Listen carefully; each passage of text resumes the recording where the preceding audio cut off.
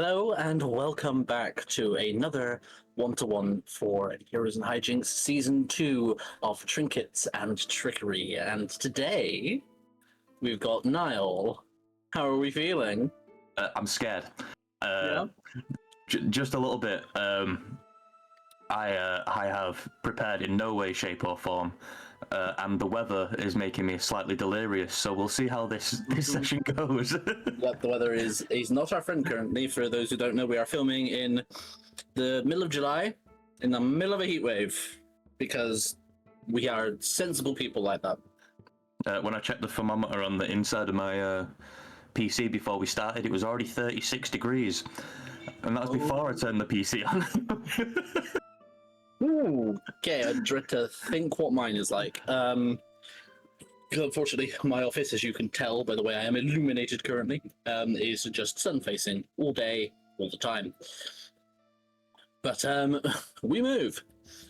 So, without further ado, we will begin, and we will move north along the coast of Anstrathine, away from Old Borough, which we visited last session with Father Vincent, to a dark stone convent, just a short way south of the Black Fang Mountains that denote the border between Anstrathine and the northern country of Gervanden.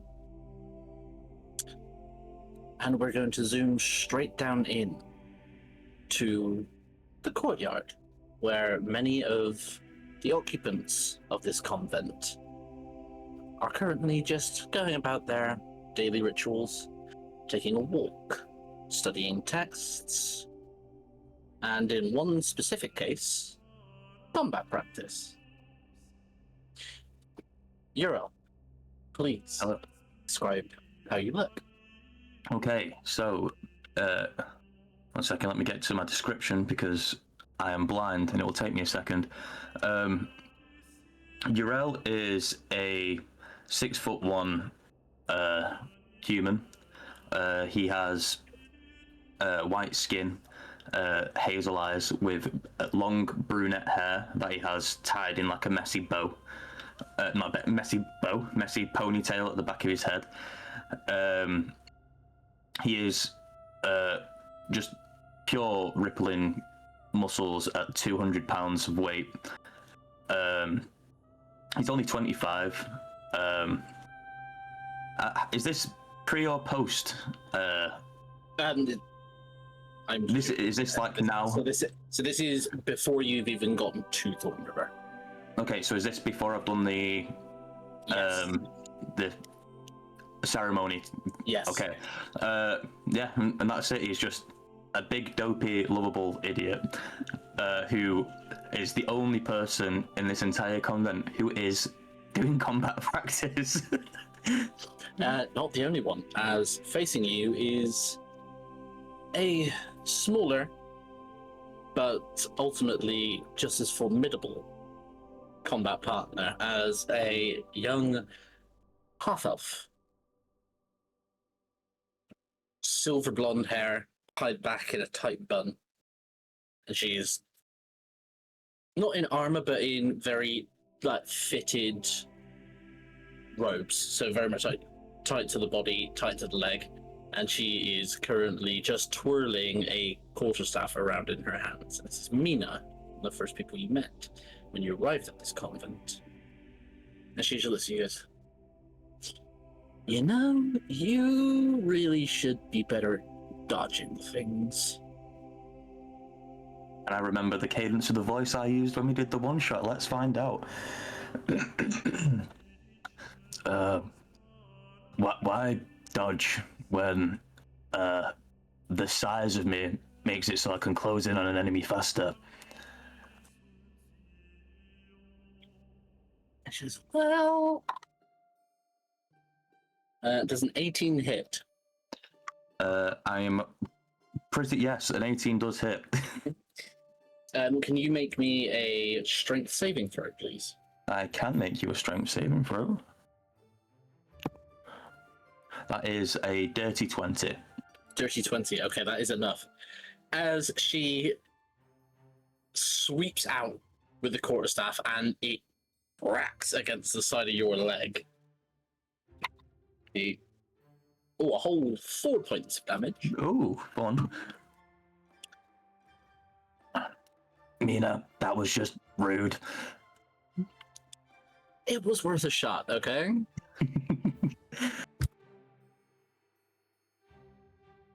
Look, I'm nimble. You've not been able to beat me yet. I haven't gone full whack at you, Mina. Okay. I will, with the quarterstaff, I will go to sweep the leg. So that's 17. Does not hit her. Damn. It's just like your quarterstaff comes around. It's pretty much identical to the way she did it, and she just instantly quarterstaff up, down at her side, and just blocks you here. Really? While she stood there looking like that, can I go to sweep a leg with my voice crack? Go for it. Oh, come on. Yeah, that's not hitting, that's an 8. As you go to it, she just like steps backward as your leg just like lumbers by. In response to that, that's not going to hit either. She goes to just like a jab with the end of the quarterstaff towards your head, and it just bounces off your shoulder. Well, it seems like neither of us are getting anywhere at this point. Yeah, but hitting you is fun. It's the bonus of having 200 pounds worth of weight that people can just aim at easily. Yeah, I suppose I'm like 70 pounds wet through. Yeah, that's why you're so quick, though. And you just hear a bell toll. Oh. You turn, and stood in the middle of the courtyard now, in all her robes always look kind of bulky in these like dark greys and threads of silver, because you know she wears her armor underneath them, is the Whispered Mother. This is the head of the convent of the Silent Sisters, all of whom worship the goddess Malfurion and her 3 children.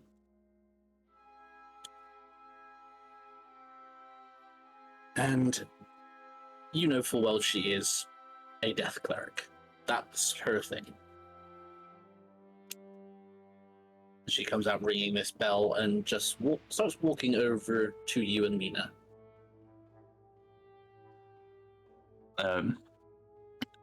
Uriel would sort of try and make himself look proper.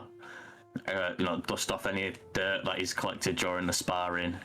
Put his quarterstaff on his back so it wouldn't be in the way, and then he'd slightly bow as she walks towards him. Yeah, Mina is doing the exact same thing, just like straightening the robes, shoulders back, head up, and then just gently bow the head as the Whispered Mother approaches. And she just leans into you both and just touches you both on the shoulder, and then turns to you. It is time we had a conversation. Am I in trouble? No. Oh, thank God. Okay, yes, I am ready. And she leads you away from Mina, who just kind of gives you a look of what the fuck is going on? I look at Mina and I'm just like... Yeah, she leads you away through the doors of the convent. Inside, it's almost very gothic in terms of design. A lot of stained glass, a lot of dark stone. It's very, basically if Dracula's castle was a church. Okay. Yeah, I get it.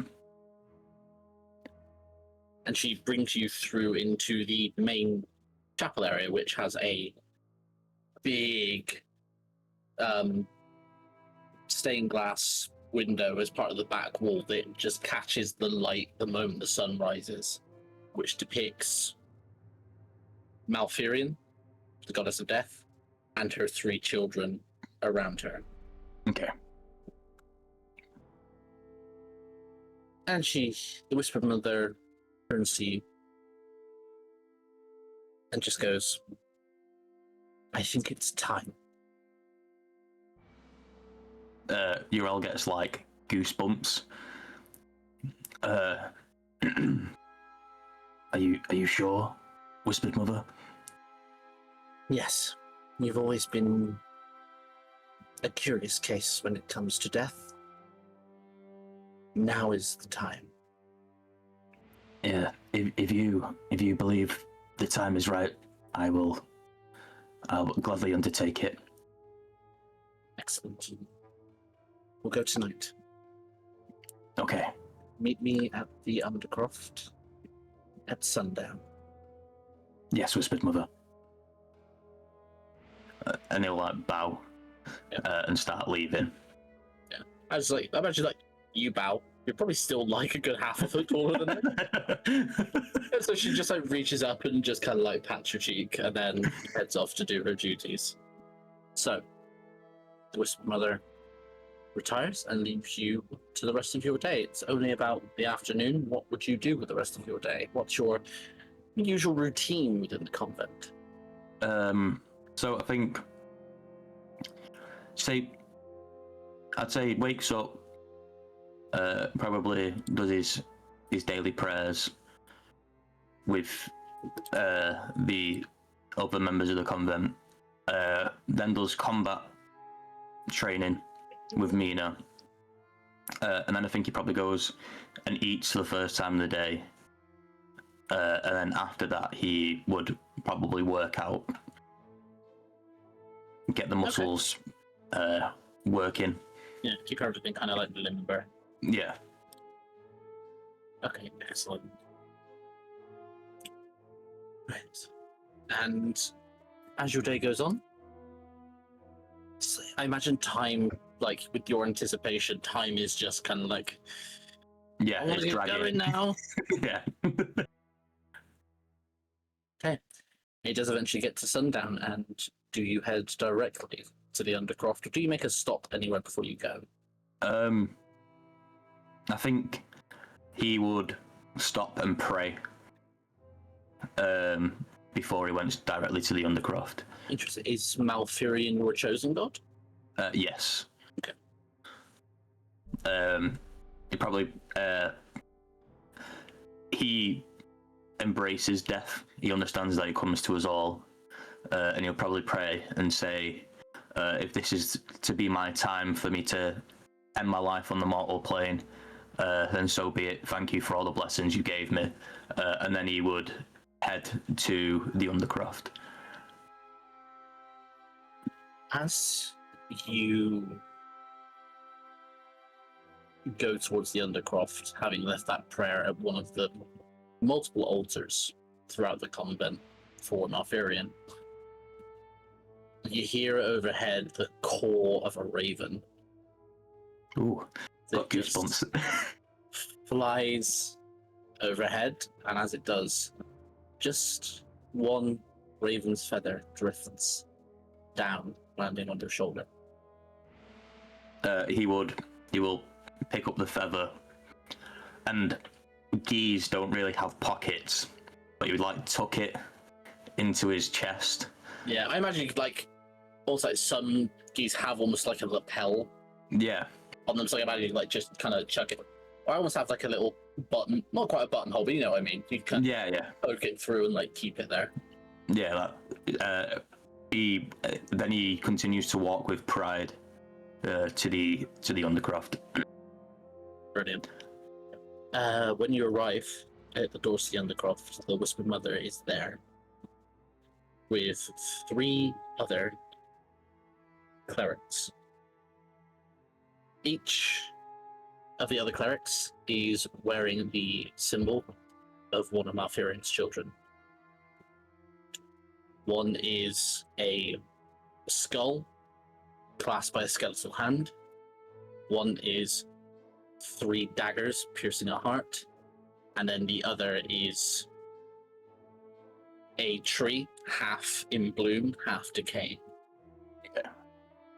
So that's the children of Malfurion, which are Sakari, which is the goddess of bones, Oran, the god of rot, and Jakat, the god of slaughter, represented here. And the Whisper Mother comes forward and embraces you. I guess she's still half a foot taller than you, but she hugs you. Yeah. Urel would embrace her back. Not like a big squeeze. I think he's a bit nervous, so it's probably like a light embrace. Just almost like afraid of your own strength. Yeah.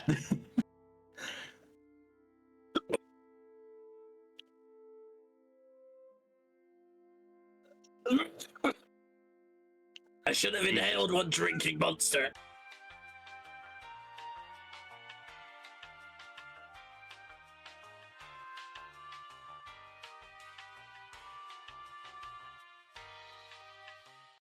This is going well. It's fine. It's not us who has to do any of the work after this. It's all Yorkies. That's true. He's the one that's got to deal with all these fucking outtakes. Sorry, bud, but it's what it is, right? It is life. It happens. Yeah. Right. So she embraces you, you embrace her back, and then you just added another bit you're gonna have to edit, you dickhead, because that caught me so fucking off key. You fucking donut. I'm wary of drinking this now. There we go. And she pulls back from you and she kind of reaches up again and puts her hand to your face and just goes, "You are going to do exquisitely." Thank you for your belief in me, Whispered Mother. And the cleric of Sakari opens the door to the undercroft, and you are led into this almost preparation chamber where they would prepare the dead for burial, a passage of the soul into unlife. The tableau itself almost looks like you'd be lying on top of a sarcophagus. Okay. Wow, I pronounced that terribly. Sarcophagus. Jesus. And the Whispered Mother gestures for you to lie down. Urel lies down. And then the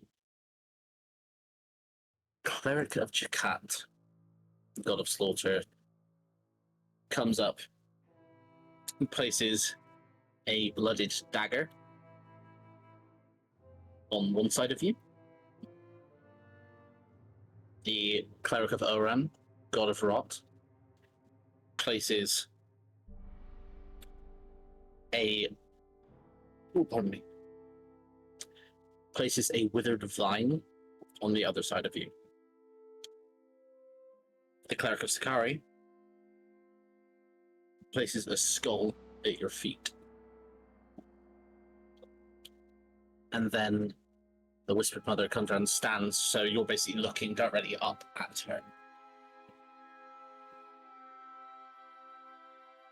It is here, Urel, that you have committed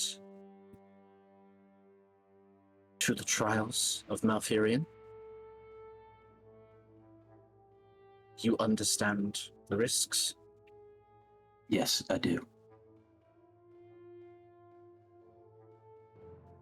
Once you leave this plane, you will be presented with 3 trials. What those trials are, we do not know. It is different for each and every person who goes through this.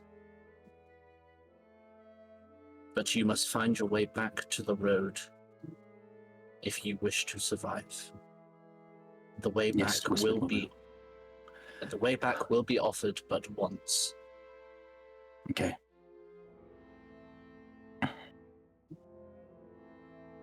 Once all three are completed, you will have to find the portal back to the realm of the living, which will be guarded by a champion of our goddess.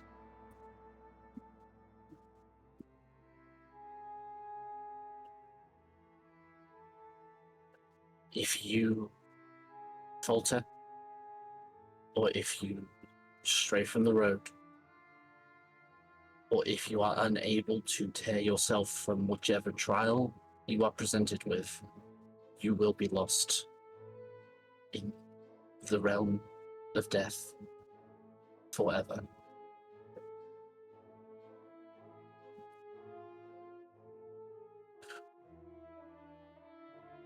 Yes, Whispered Mother.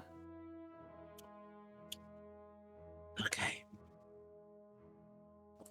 And she'll produce.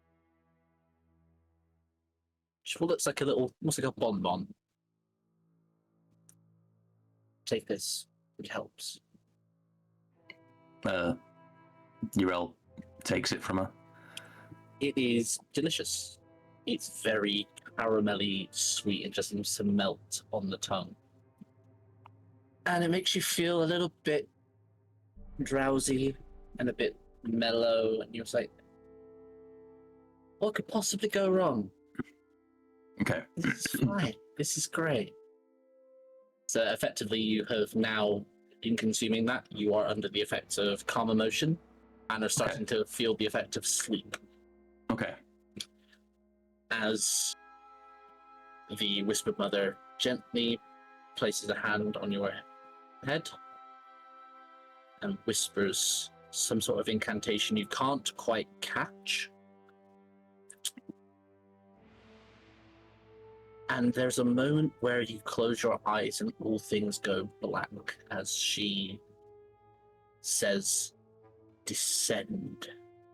It's the last word you hear clearly. As she casts power word kill. On.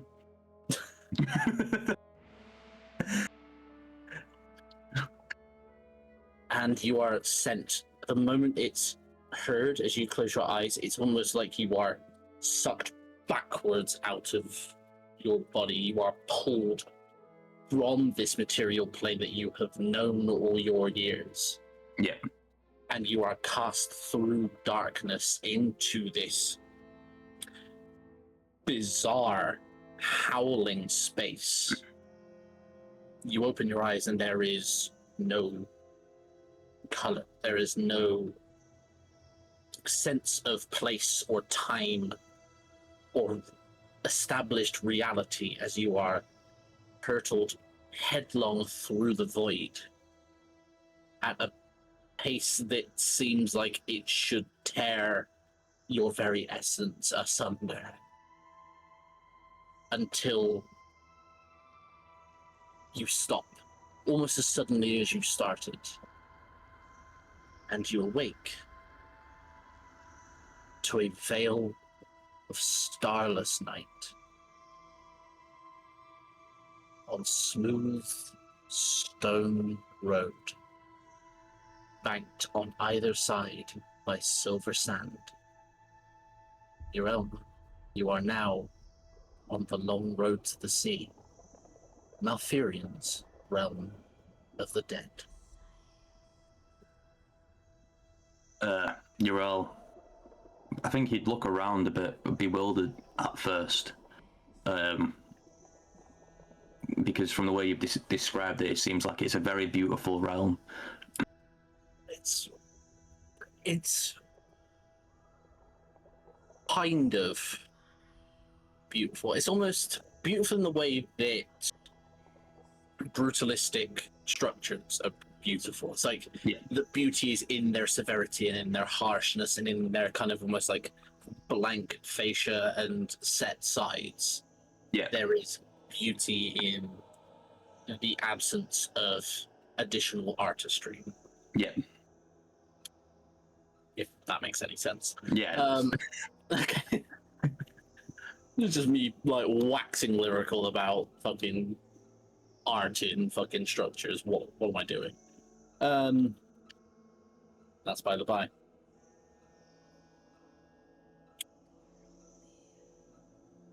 What do you do? Do you get up? Do you try to move? Urel would probably started to probably try that again. Urel would probably try to stand up Okay.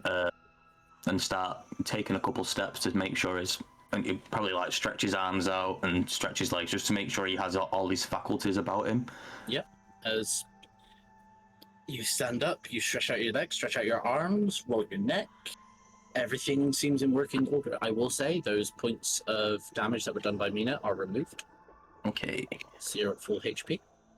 Okay. And I think Urel would go probably do a cursory look around his surroundings to see if there's anything that's calling out to him for him to head that direction. So I'm assuming that's like a perception check.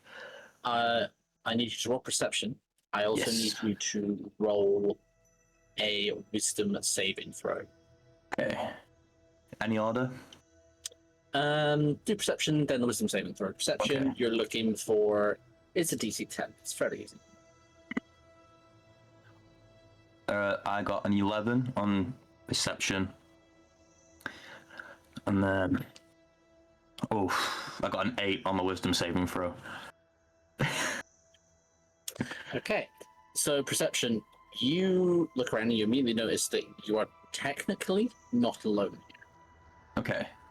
As you look around, the road you are on is wide.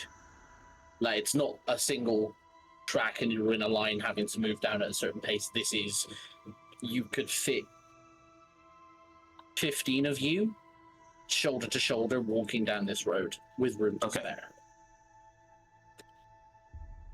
And you notice there are things moving.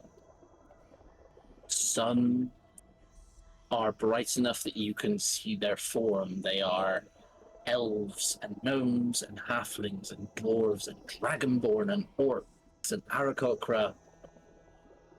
Some even look more animalistic. Some walk. They are shaped like badgers and mice and otters and foxes, but walk upright on their hind legs. All moving in the same direction down the road. But you do notice as well that some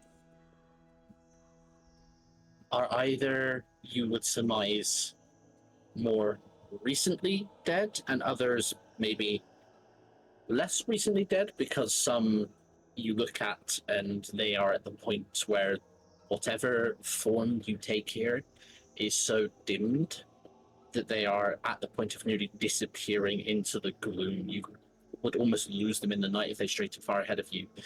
And then some of them glow like stars.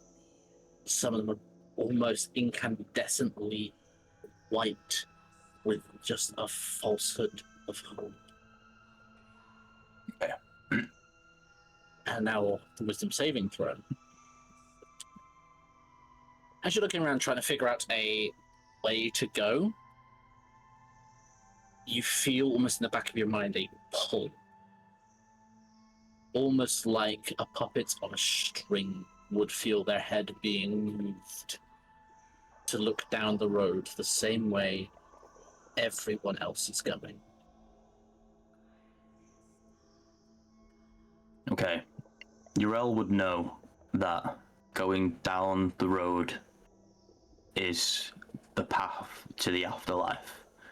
He would know that that's where all things end.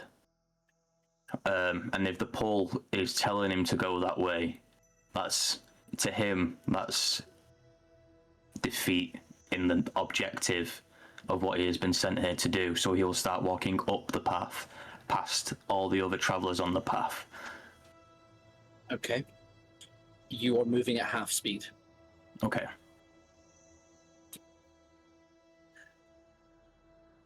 as I mentioned, this place is devoid of time.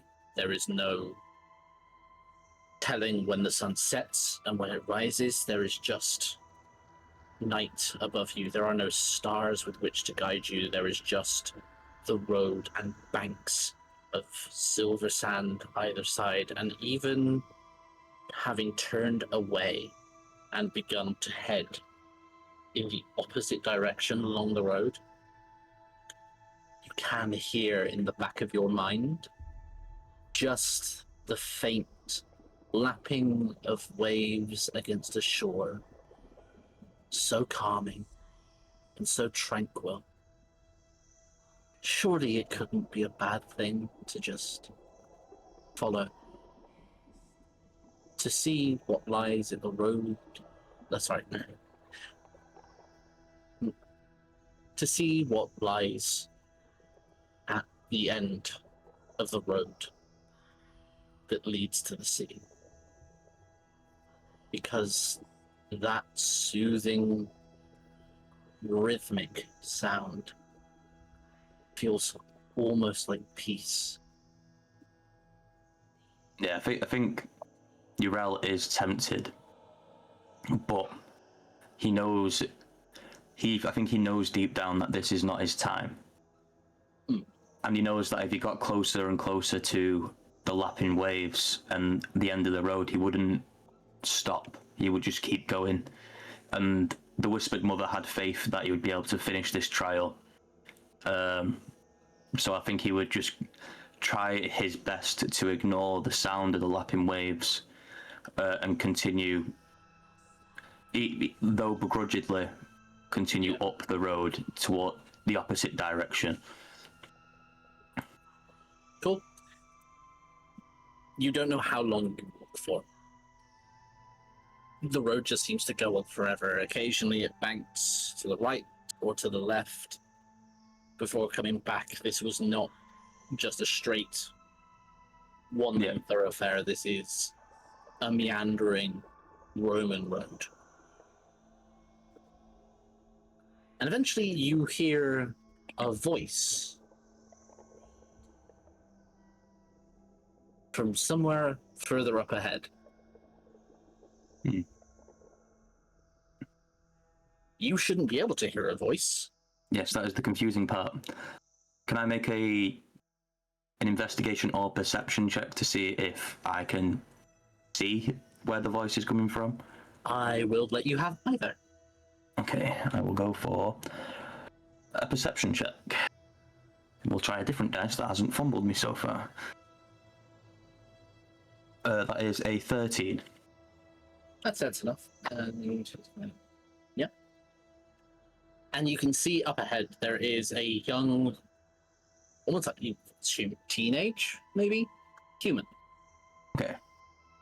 Wearing not quite robes, but like almost somewhere between like mage robes and like a fitted suit. Okay. It's kind of halfway point between the two. It's like waistcoat, there's a robe over the top, but not like in a traditional like around almost like very archmage-y sense. And he's just kind of going, hello? Hello? Hello? No? Okay. Hello, small child. Ah! Wait! You see me? Yes? Yes, I do. So are you dead? In a sense. No? That tracks. Who are you?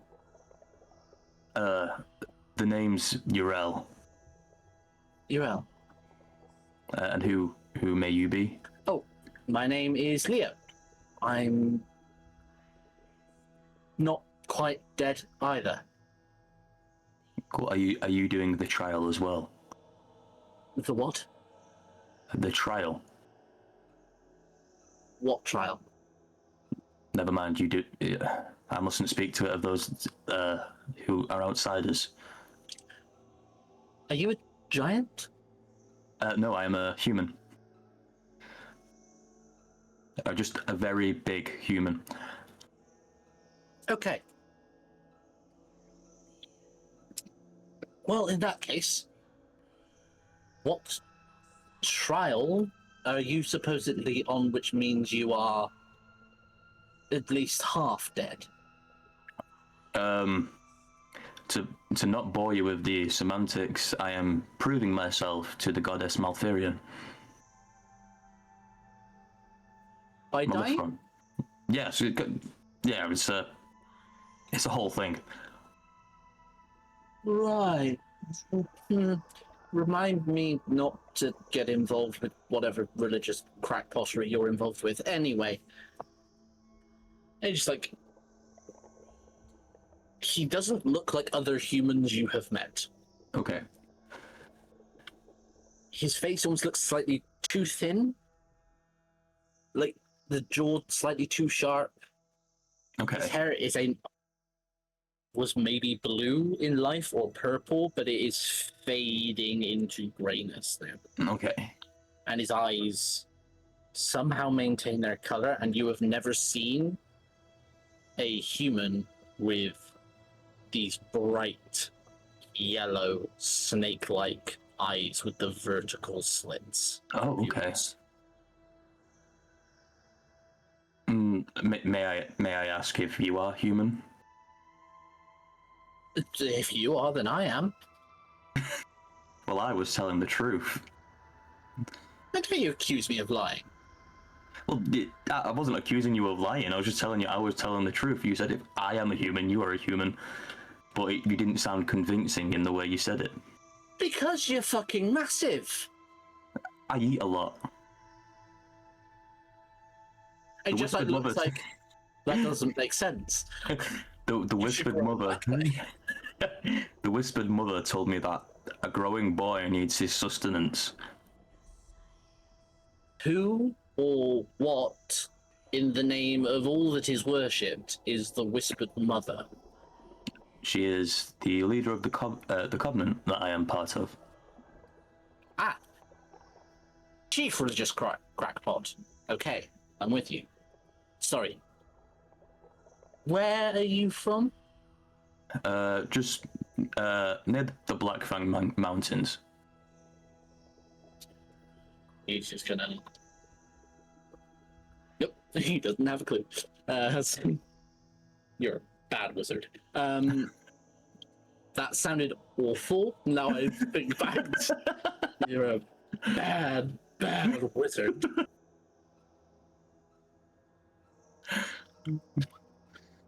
Okay. And he just looks at you blank. It's like, that means nothing to me. That is all I will allow you to know. For the safety of my covenant is the safety of me. Great. Well, I'm from the nation, I suppose, of Karaskor. Can I do Give me either survival or a history, and it's a DC of 20. Oh god, I'm definitely not hitting this. You might not. Well, I'm proficient in history, so yeah, that's a 14. Yeah. The name doesn't ring enough of a bell for you to be immediately be able to identify where he's talking about. You know, okay. It's on the same plane of existence as you. You don't know where or what the culture is or anything. Okay. Yep. Talking riddles to me. Right. So you don't know where I'm from. I don't know where you're from. You say you're a human, but are about twice the size of any other human I've met, and you think I'm apparently not human either. Yep, that seems to track. And we're both sort of dead. Yes. Fabulous. Well, if you're on some quest or trial, would you like some company? I am not sure if you'll be able to do these trials with me. But I wouldn't mind somebody walking the road with me. Well, consider me company then. Perfect. Time is different here, so Because I could have been dead but not dead for a month at this point, or 5 seconds on the mortal plane. So we should start walking. okay, I mean, the reason time is different here, time doesn't exist here. Did you say so? That's too intelligent for my thinking. Well, it's obvious death is timeless, therefore the realm of death will be timeless, yes? Well, what about the have you seen these apparitions of people, animals passing us by? You mean the dead? Yes. Have you noticed that some of them are bright and they seem like they are brand new here? They have only just arrived. And some of them have dimmed to a point where you can barely see them without concentrating on them. That's one way to look at it, I suppose, in terms of time spent here, but ultimately it's nothing to do with that. That is my belief. It helps me with my beliefs that there is time. Okay. Would you like to start walking? Sure, it wouldn't be the first time that a belief system was demonstrably wrong, but who am I to judge? That is not a reference to anything in the reality above table at all. Anyway.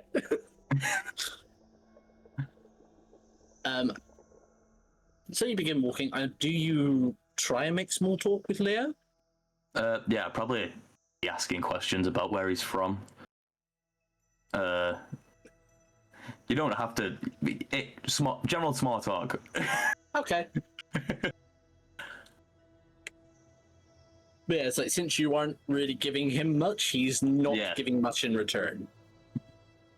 It's the reason Urel's being secretive though is because he feels this is a sacred mission to him. This is something he's been preparing for a while, and he doesn't want it to go wrong. And I think he feels that with an extra person on the path, things could go wrong. Could he see this as a potential rival? Maybe. Okay.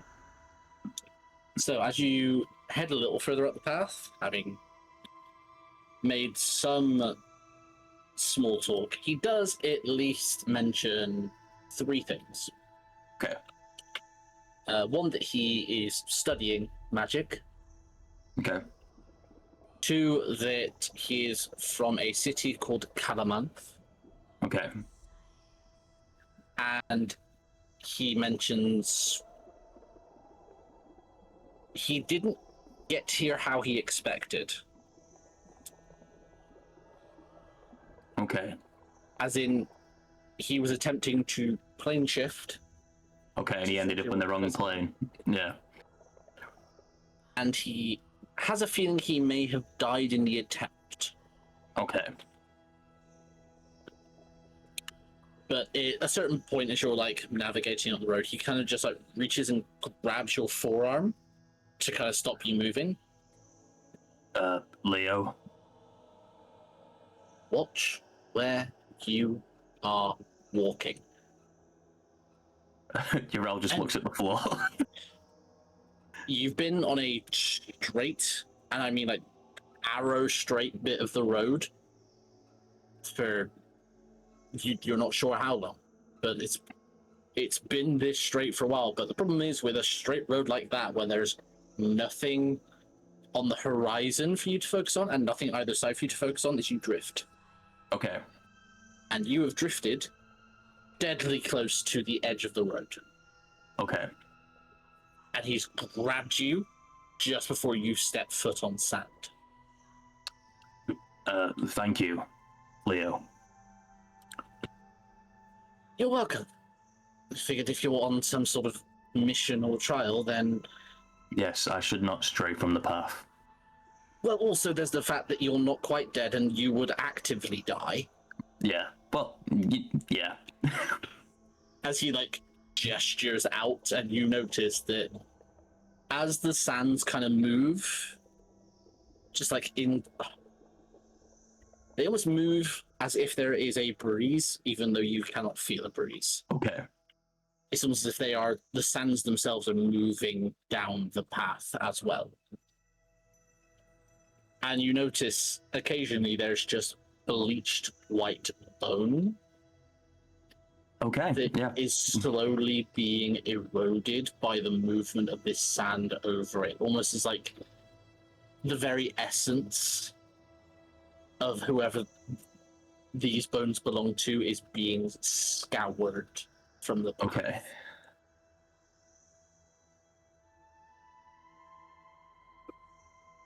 And it's not long after Leo stops you from straying that you happen upon the greying ruins of a village. Okay.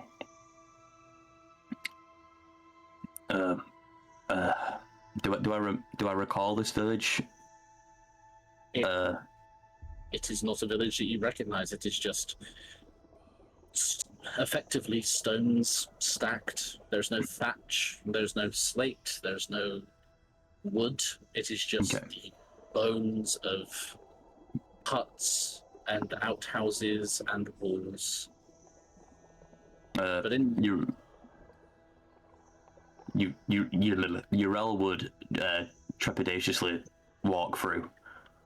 If this is a graveyard of a village, it's the graveyard of other things that may have been in the village, and you don't want to do anything disrespectful as he's walking through.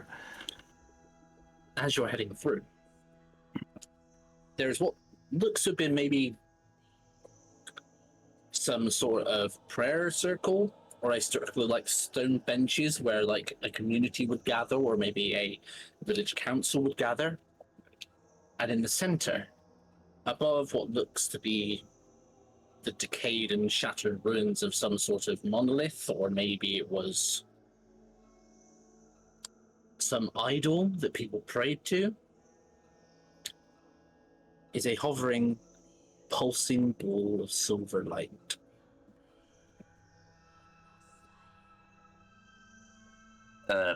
Can I inspect it? You can. Investigation. 18.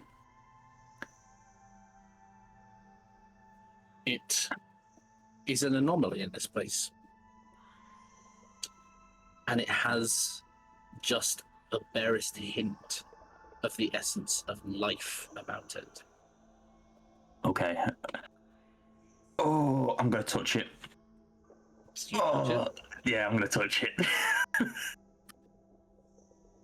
The moment you touch it, it's almost like your body seizes. Okay. Your vision just goes white. And when you're able to blink it away, you're up. Please describe for me and our lovely viewers what Urel's home was like before the convent and before everything that befell it. I think Urel's hometown was a very small village, probably 8 to 10 shacks, that was just hidden away from the way of the world. It wasn't, it wasn't anywhere where wars would hit it. It wasn't anywhere where dragons and stuff like that normally flew over.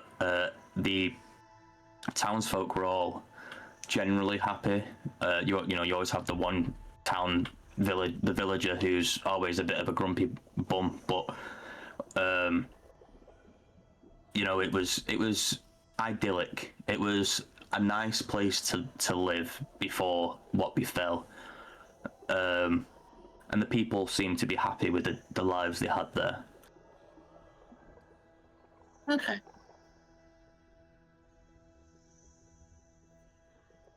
You look around, and the place feels alive still.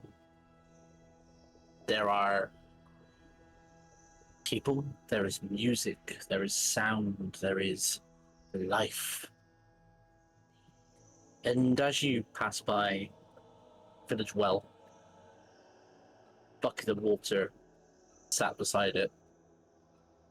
As you peer in, you still to yourself Yeah. feel the same height, the same width, the same everything. But the moment you look at your reflection, you see yourself some 18 years younger. Oh, very young. Yeah. Lovely. I think Yrel will be shocked, to say the least, to see himself in this, like this. Would he maybe sort of have a feeling of what's going on? From being this age? Could I roll an insight to see if I can sort of Yeah. look into myself to see what's happening? Or would that be a history? I'll say this. If you do insight, it'll be a harder roll than history, because insight is maybe a bit odd for what you want to achieve, whereas history is you're trying to remember. So if Okay. history is a 15, insight would be a 20. Okay. Well, that's a 17 for history. Of it. Kind of stood there, kind of going back over and said, okay, what happened? What happened? And this is more alive than your last memories of the village. Yeah. Which means it is long before the fate that befell it. Okay. How long before, you're not sure. But perhaps this is a point in time, maybe a few days or weeks before things really started to go wrong. Okay.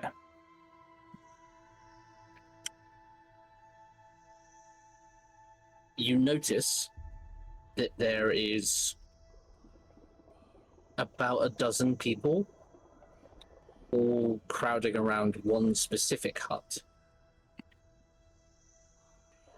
I'll go over and have a look to see what they're looking at. With your history, you remember the hut. The hut belonged to the village wisdom, Agda. Okay. And she fulfilled the role of wisdom and grumpy old codger, because she was easily in her 60s. Mhm. Last year, remember? And she suffered no fool.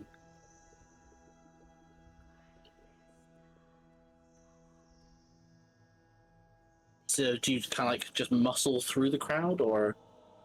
Well, that's what I'm thinking. Do these people interact with me as a child or with my big muscly body? So I think he'd try and muscle his way through first to see if he can just push people to the side.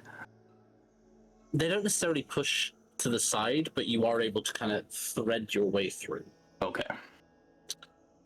And as you come to the front, you're able to see kind of into the hut finally. Then Agda, grey hair tied back in a long braid, is currently wafting a censer over a woman on the floor. Yrel. Yep. What did your mother look like? Oh. Okay, I think my mother was young when she had me. 18, 19. She was of slender build, brunette hair, bright green eyes, like a smile that could light up a room. But I think she was probably around 5'1", but she was meek. She wasn't a very outgoing and loud person. Yeah. And she was the sort of person who just quietly reaffirmed that you were okay. Okay.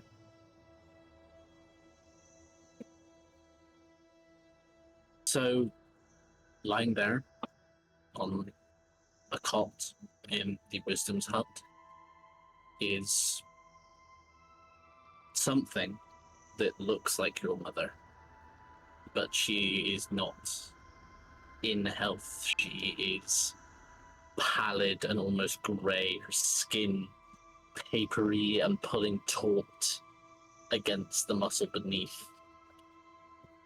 All down her arms and up her neck and down exposed parts of her leg, you can see bulging out like ripe leeches from her skin, these brackish green veins that seem to pulse with some form of magic.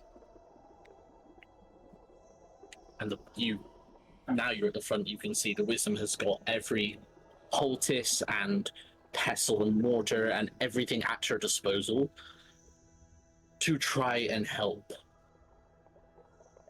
And she is doing everything she can, but nothing seems to be helping whatever has befallen your mother.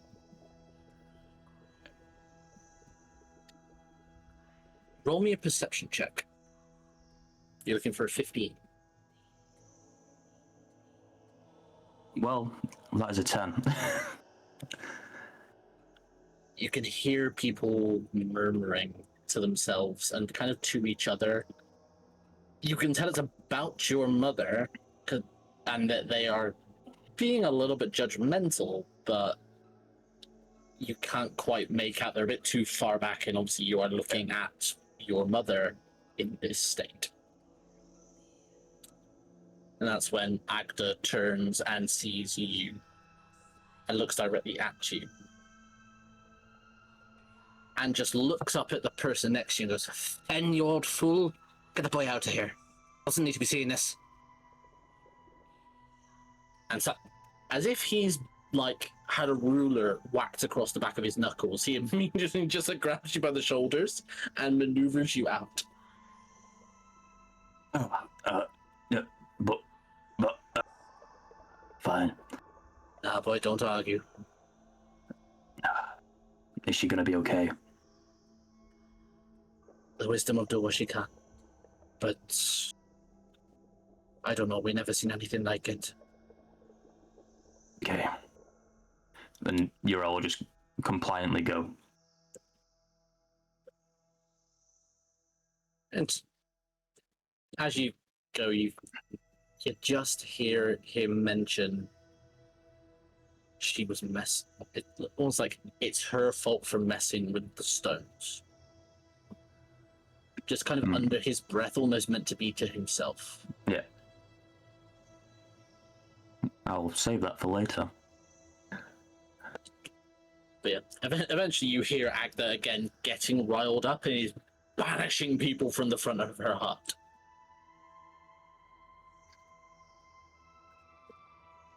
Can I see Leo anywhere? Or is it just me? You cannot see Leo. Okay. I will, I'm assuming I'll remember my way back to my own hut. You do. And I would make my way back there. Okay. And I think for a moment when he's there, he sort of, what's the word I'm looking for? Embraces being at home. Well, it was at home. Because it's been a long time since he's been in this hut. And it's been a long time since he's seen anybody from the village. So I think he's going to take a moment to reflect on the years that he has been with the Covenant. The Convent, should I say, not the Covenant. That'll be a whole different story. It was the Covenant. No, never mind. Yeah, he'll reflect on the years he spent worshipping and training to be the person he is today before he leaves again. And I think he's going to try and find out about these stones. Roll me a history check.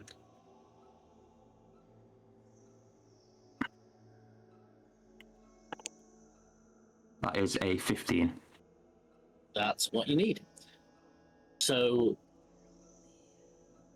from what you remember, there was an old stone circle that was about maybe an hour's walk when you were young.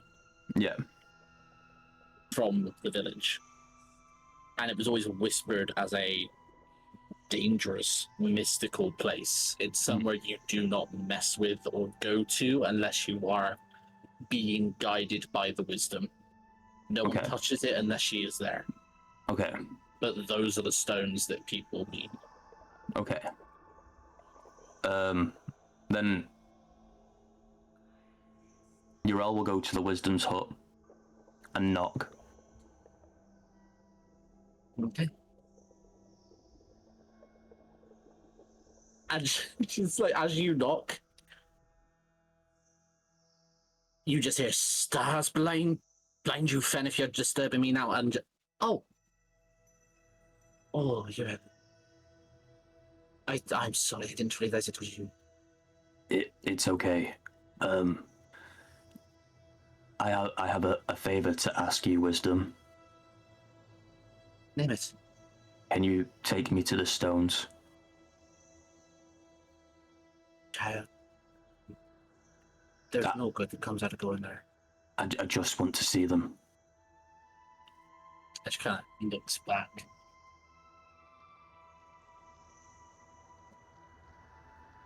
And she just kind of looks like, if you're a child, she would be looking over your head, but it feels like she's now looking through your chest. And she goes, Saoirse, get your ass over here. Don't you get copping ass shit with me, girl. Get over here.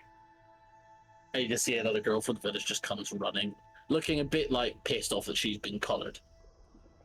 It's like, you stay here and sit with her. Don't touch her. Or stones help me, there'll be trouble for you. I'll be back as soon as I can. Right, come on then. And she just grabs her stick. And it's like, her staff, you've seen, visitors, necromancers would come by because you are a devoted place of worship for Malfurion, so they want to know. They are studiers of death magic, so it makes sense they come to the convent, and you see their staffs are very lean and very, beautiful and almost manicured in a way. They're very much, presented well. This staff, it looks like she just broke the branch off a tree and then just started hanging shit on him. There's just little metal emblems, there's crystals, there's bits of cloth and bone and feather and fur just scattered all over the top of this thing. It looks like a hoarder's version of a staff. Nice. Yrel would just follow. She knows where she's going, and he knows the rest of the town trusts her, so why shouldn't he trust her? Yeah. You don't realize she's in her 60s. She's sprightly. She's walking fast, and you are having to move to keep up. Okay, yeah. Doing a little jog behind her. Yeah, it's what it feels like. She's just at what her pace is walking. And you're just like, yeah, fucking Christ. Slow down. But yeah, you eventually are guided to the edge of the stone circles. Can I do an investigation to see if there's anything you absolutely out of place? If that's the right word. So I was thinking maybe doing an Arcana check, but I don't know how in tune he would be with magic. That is an investigation. That is a 16. 16. Yeah. Okay. So you kind of remember these stones. You never went near them as a kid. You never had reason to. Each one of them is inscribed with runes. Okay. You're not exactly sure what they mean. But in the middle of this circle, the ground is lush with grass. It's the greenest grass you've ever seen. You're that far up in the mountains that usually it's a bit sparse and a bit kind of dull, and it's not an easy place to grow things. Okay.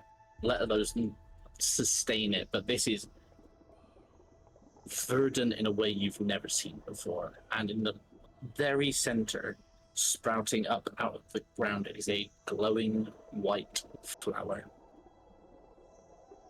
which you recognize from alchemy books in the convent as a moon lily. Okay.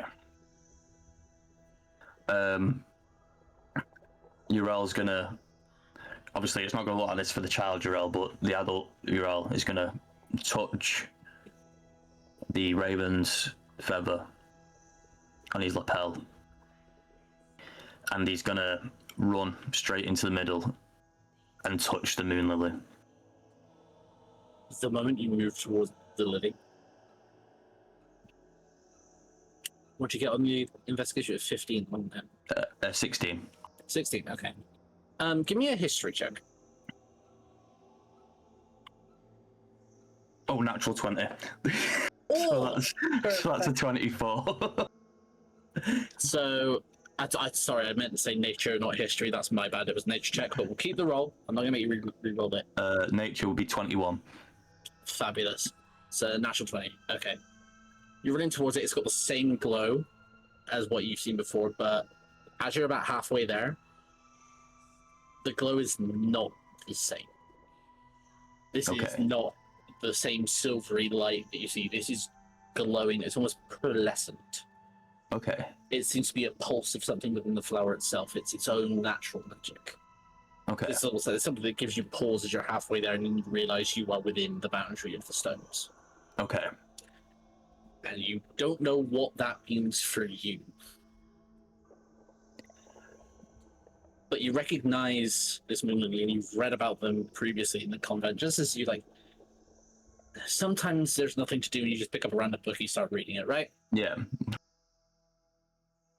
Moon lilies are known for being used in curative elixirs. Okay. They're exceedingly rare, but they have some of the most beneficial healing properties. They are said to be able to alleviate the effects of blindness. They are an absolute boon against poisoning, and they are able to cure most ailments. Okay. When brewed correctly into a draft. Okay.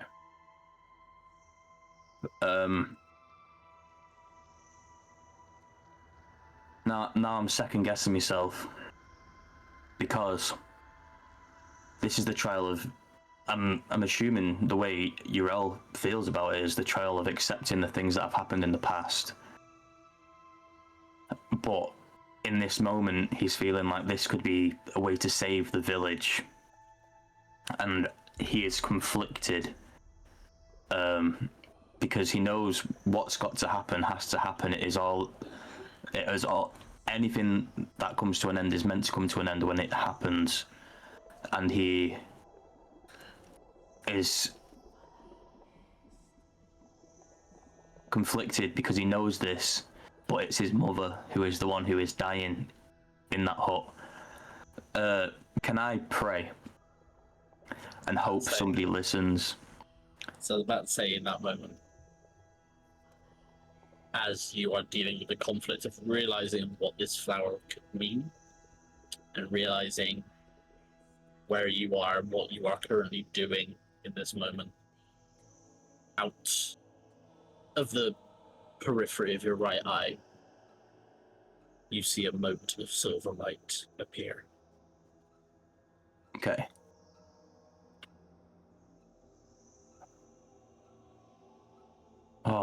Torn. He's gonna walk away from the flower. Yeah. For a moment, and he's gonna stand there, and he's gonna really contemplate everything, every choice he's ever made in this one moment. So I'm assuming he's like right at the edge of this circle of stones. Mm-hmm. And I think he's going to step out of the circle of stones. He knows what has to happen, and he needs to move past it.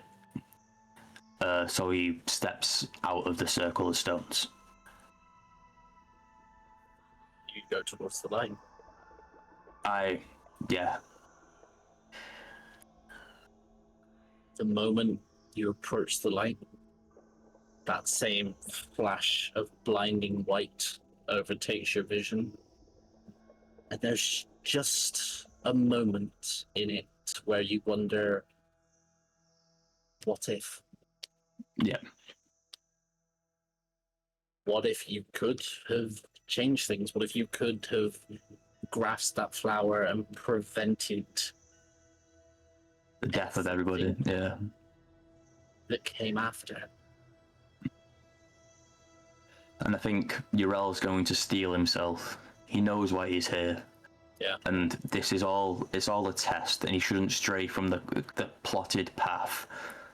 And I feel like there's probably a moment in there where you suddenly realize why Malfurion's chosens, the ones she picks as being destined to be her champions, are often referred to as harbingers. Yeah. Because they allowed it to happen. Allow it to happen. Yeah. And you come back to the ruins of the village, and Leo is stood on a bench about that far from your face. Oh my god, get out of my face, Leo. You were catatonic. I told you, Leo, I am doing a trial. Okay, you didn't say the trial involved touching weird balls of light, which then mean that you go rigid, your eyes glaze over, and you are unresponsive. Sorry for being concerned. Leo, I thank you for your concern, but this is the way that I have to do this. Holy voice crack, Batman.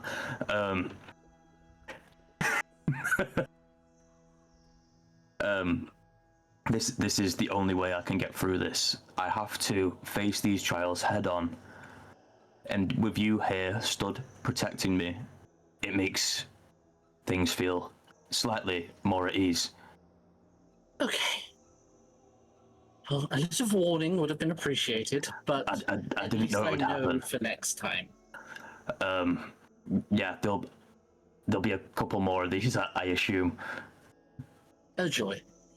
But, you know, we can only keep moving forward on the path that we are given. I don't know what you have been taking in that convent, but never let me near it, because I don't want to be this brainwashed. If one day, Leo, we cross paths on the mortal realm, I will make sure to still be the crackpot. More than welcome to be. And well, as for crossing paths in the mortal world, let's see. And Urel would start walking out the village, the opposite side of the village from where he was already at. Leo follows. I'm paying attention to the road so he doesn't stray. It's like every time I visit this realm in any campaign, I'm just sat here in my head going, the road goes ever on and on. Yorkie's going to kill me because that will be a copyright strike. Anyway, you keep moving down the road. And at some point, the road seems to fill with a lot more things and spirits moving past you. Something clearly happened in a world somewhere. Yeah. Which is like, that's obviously bad news, but whatever. And you eventually come.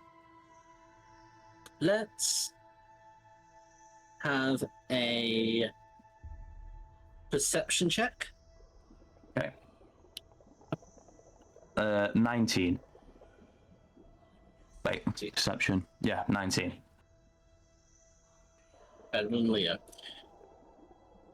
You notice moving down the road towards you is something that is not a spirit of the dead. Okay. It's a mass of shadow wearing what looks like shards of bone as armor. Okay. It's a wraith. Okay. You are currently coming up past, as you've been going back up the road, there's more like abandoned buildings and like disused features, things that The world is forgotten. Yeah. Yeah, like the world is forgotten. It's almost as if like if a village ceases being used, if a building outlives its purpose, it's almost as if the thing itself dies. Yeah. And is dragged to this place. It does mean the sands are starting to be pushed back in places. It's almost as if as you're trying to get further up the road, the sands are not quite as close.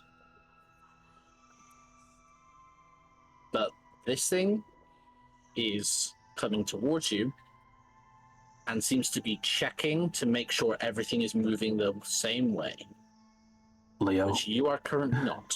Leo. Oh, yes. Turn around. Why? Face the other way. And Urel will turn around.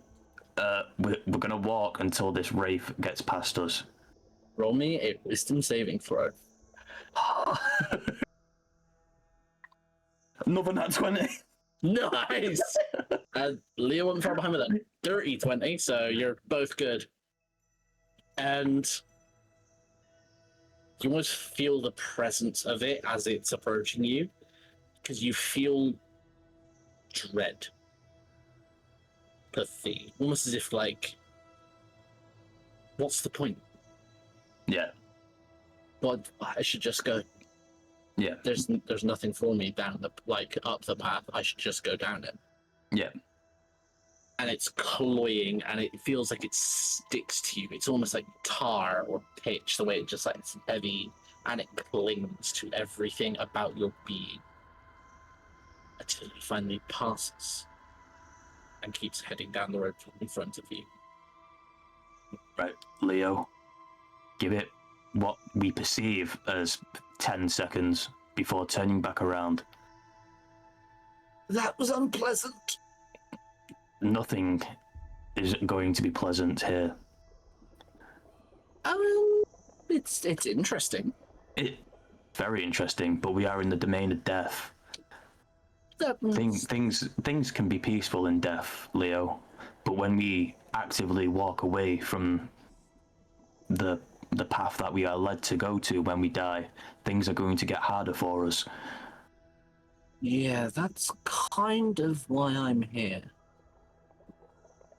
You're walking away from death? I'm trying to find out how people get away with it. Hopefully you find an answer to your question on this journey. At the moment, I'm going the wrong way to find an answer. Yes, now we can turn the wraith has passed, and we can continue walking up the road. If I'm turning around and going down the road, I'm going the right way, technically, but I'm having to follow you so you don't get killed. Leo, I will be fine. If you want to go down the path, you go down the path. It's nice knowing someone else can talk here, though. Yes, it was a rather nice surprise. But you will be able to walk faster on the way there. It will not take as long. I believe, Leo. You coming with me still? Yes, for now. I can. I don't want to go into it, but I can last longer here than you can. Okay. And Uriel will continue walking up the path. And he'll follow. Having dodged an encounter with an armored wraith, which I'll let you infer how well that would have gone. Probably not very. You find yourselves in a churchyard. Okay. And the church, there is no glass. There is no life.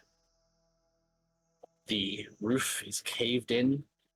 There are no timbers to support anything. It is a skeleton of what a place of worship should be. Okay. In the middle of the main chapel of this church, almost directly in front of where an altar would stand, you see a pulsing ball of light. Leo. Yes, Time for you to stand around for a bit. And Uriel will walk over and touch it. blinding white light again. And you're back, roughly, in your present. You are transported again to the convent of the Silent Sisters, but to a moment you recall vividly. Okay. And it was the first time you realized you could fight. Okay. Because the peace and tranquility is disturbed by fire and blood. You are actively in the middle of a siege. As a band of raiders has come down from the north through the Blackfire Mountains from Gavandon, reaching the accord of peace between the two countries, which it was rare when you were a child that it happened. Yeah. Rarer still as an adult, but occasionally some get through. Okay. Can I get a little initiative roll, please? Ooh. Ooh. Initiative. I got a 24. Oh, baby. Get my little handy dandy tracker out.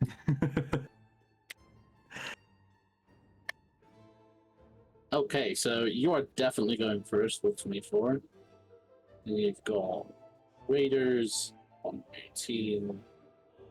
You've got the RC on a 15. And then you've got one last person on an 11. Okay. So you can see the sisters and other acolytes all around fending off this raiding band as hard as they can. Okay. One of the older sisters turns to you, blood pouring from a wound on her head down her face, and just points to the chapel and says, "Help her." Okay. Uriel will make haste to go to the chapel. You enter into the main chapel. It's carnage. Pews are smashed, altars smashed, glass broken, tapestries on fire. And in the center of it all, the Whispered Mother is fighting 4 people. Okay. There's 3 raiders in black leathers, 2 blades each, 1 with a big axe. And currently, that axe is being swung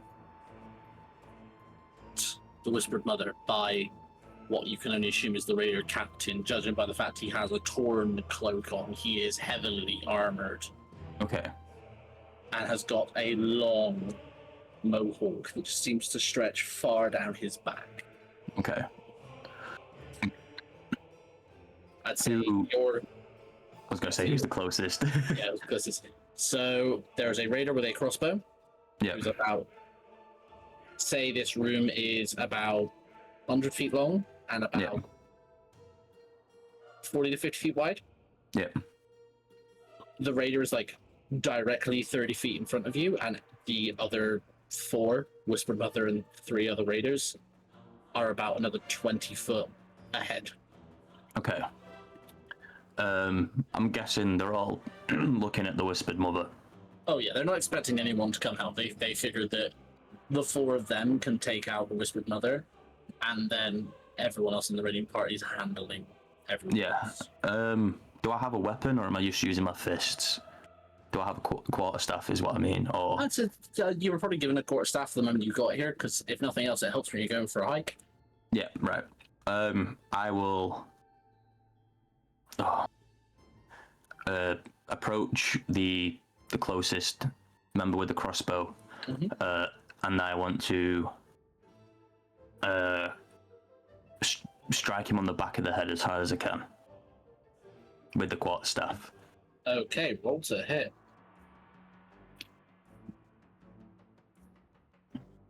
That is an 18. That will hit. And that's a D8 plus 3. If I could find my D8, there it is. That is 5 damage. 5 damage.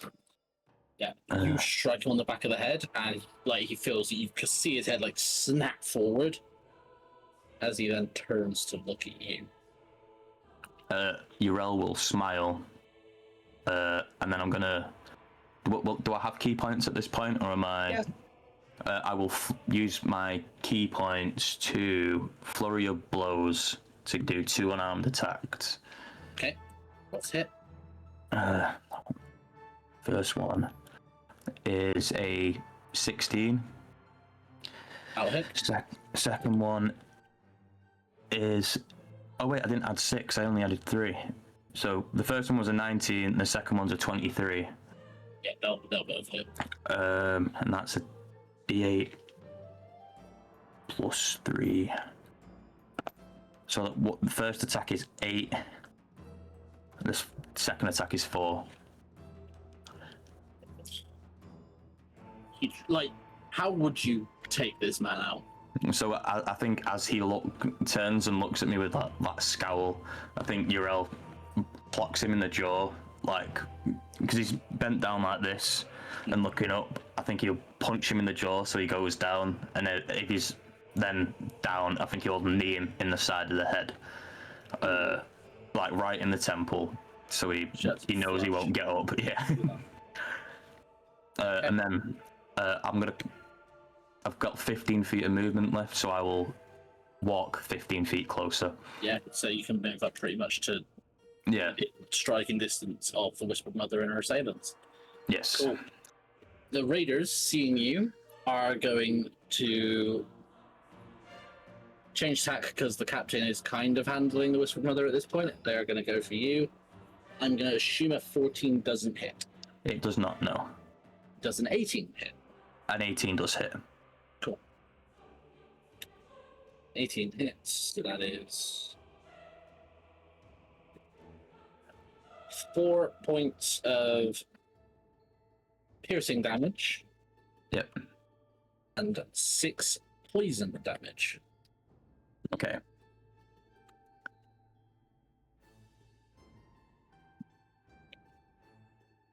That is going to be their turn, and now it's the Raider Captain's turn attacking the Whispered Mother. Those are such shit rolls, even though he's got a really decent plus. Because neither of those hit. So you just watch as this axe comes up and across. You just see the Whispered Mother. You've never actually seen her fight properly.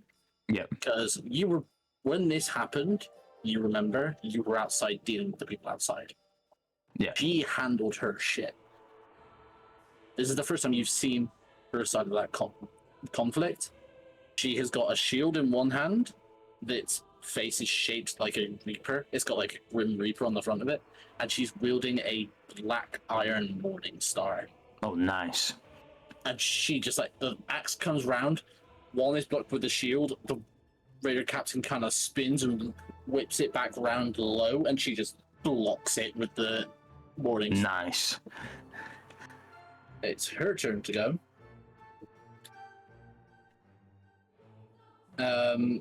She sees you and she just kind of like points the morning star towards you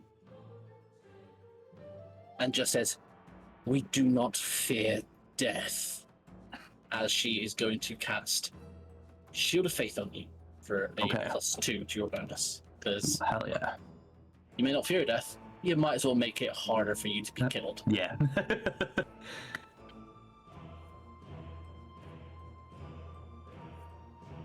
And then she is going to make her 3 attacks. Well, 2 of those do miss, but 1 of them hits. As she deals, oh my god, some amounts of damage.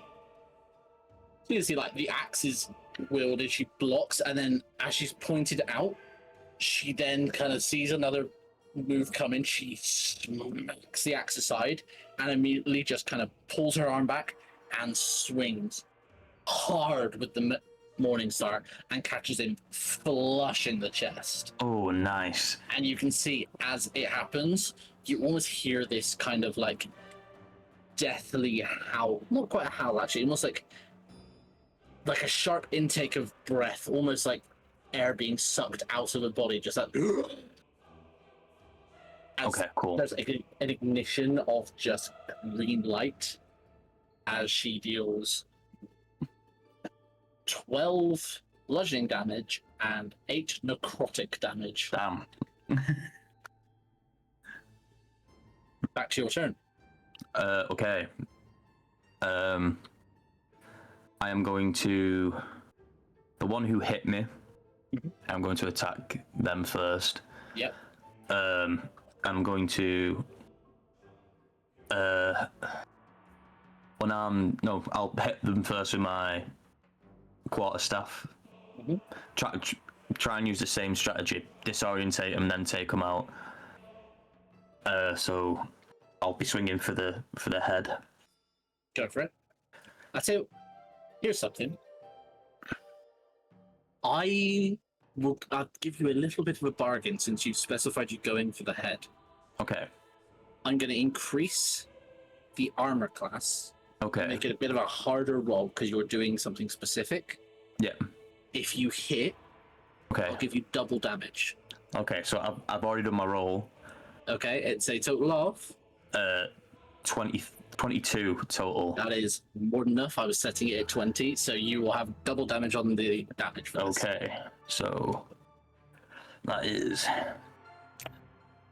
6. No, that's the wrong dice. 1 second, let me get the right dice. We'll do it. That is 11 points of damage, double to 22. Oh! Yeah, it's like, you just see, like, the moment you said, like, going for the head, I was just like, okay, we'll make this.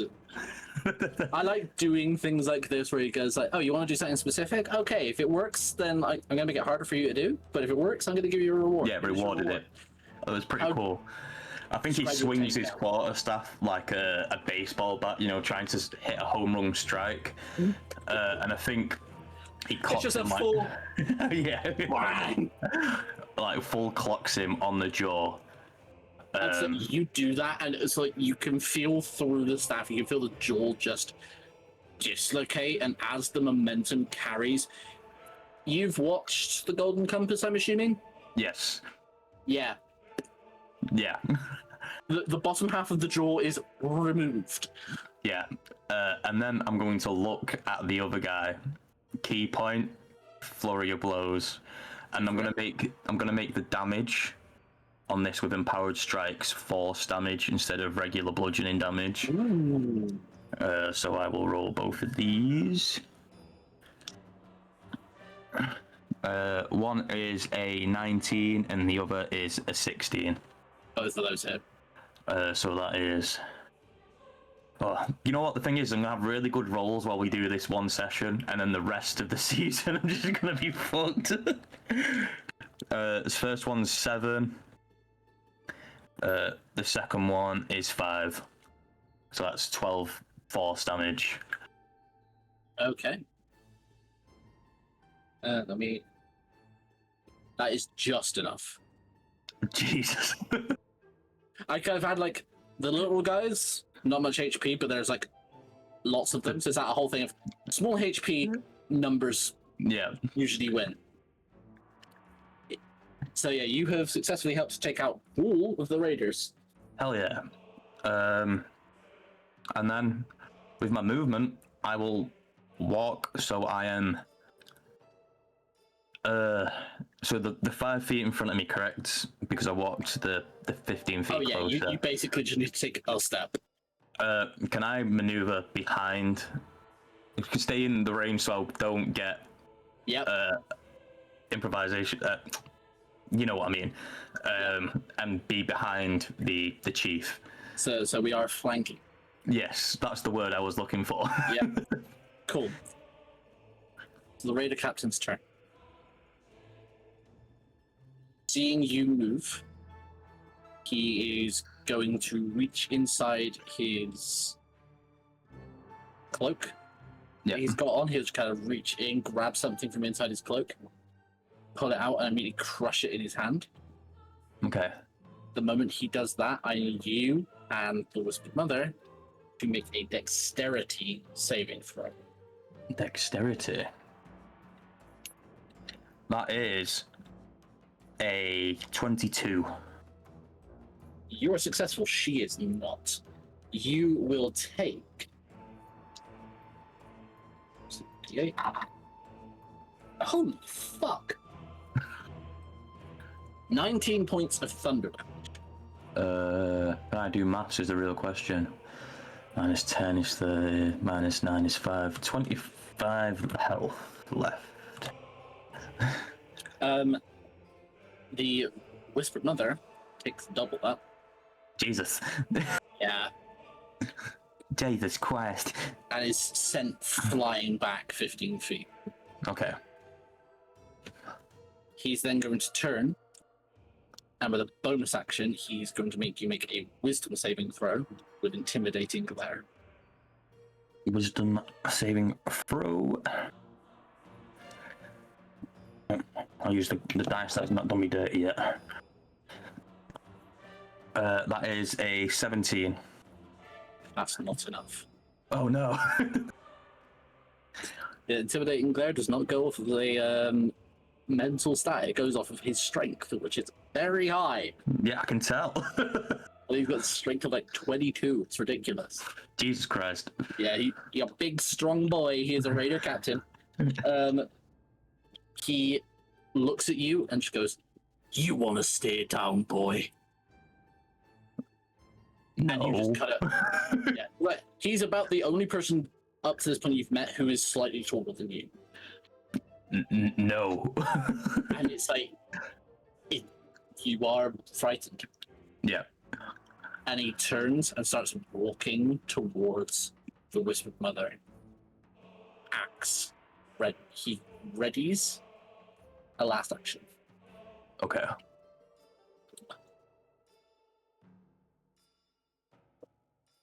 And he is...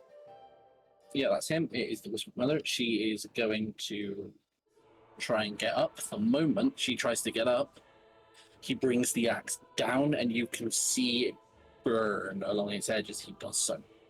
Okay. She instinctively just drops everything and grabs the blade, and you see where the blade was going. It was going at her neck. Okay. And she is just holding this thing back, and you can see the flame and blade biting into her hand. Okay. and the silver mote of light appears between you and the raider captain.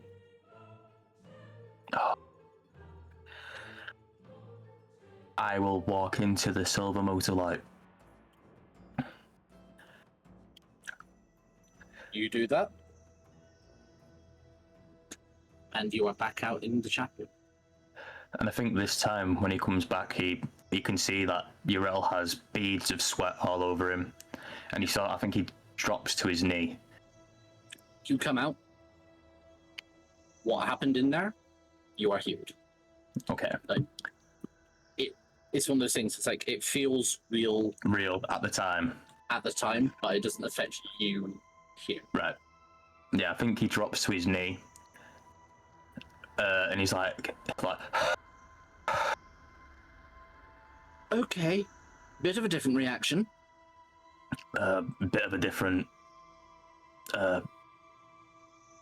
trial. Right. Okay. I'm good. Don't worry, Leo. I'm fine. Sure. Is this normal? Are you aware? Were you informed of anything that may happen here during your trials? I was informed there would be multiple trials, and nobody can guess what they would be. And then there would be a champion. That is frustratingly vague. Everyone has to make this journey on their own, Leo. No amount of preparedness can prepare you for what you will see here. I appreciate that, but just a little forewarning that it may involve you nearly collapsing when you've completed a trial. Well, I didn't expect the trial to be so physically demanding. So, patient heal thyself. See why I have no truck with religion. Yeah, I understand. But this is the life I have chosen, and it is the path I will follow. Very well. As you have chosen the path of books and learning, Leo, I have chosen to place my belief in a higher power. I can see that, and you are a man of fervent belief in mysticism and nonsense. Yes, if that's how you see it, I will just agree, so we can continue on this journey together. Okay. Hopefully the next trial won't be as daunting. Do you carry on? Yes. Find your way to the church and carry on down the road. And eventually, this feels longer. As you're walking, the road seems to get wider again, less and less sand, until you arrive at what seems like a plateau. Okay. Of a graveyard that just seems to stretch out to the horizon. Okay.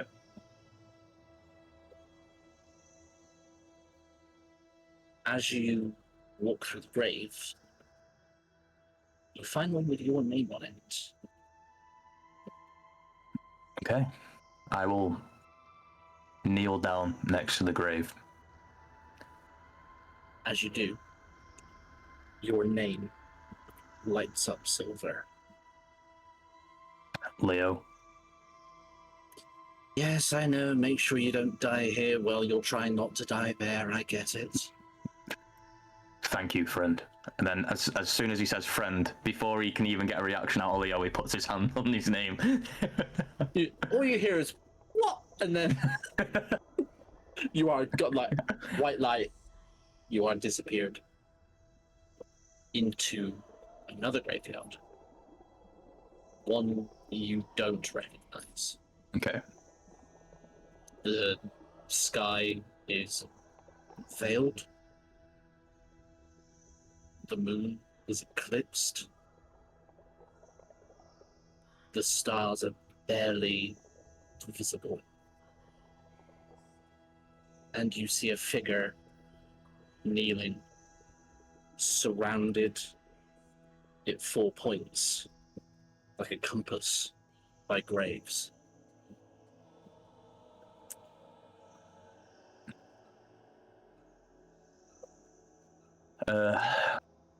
Well met, traveler.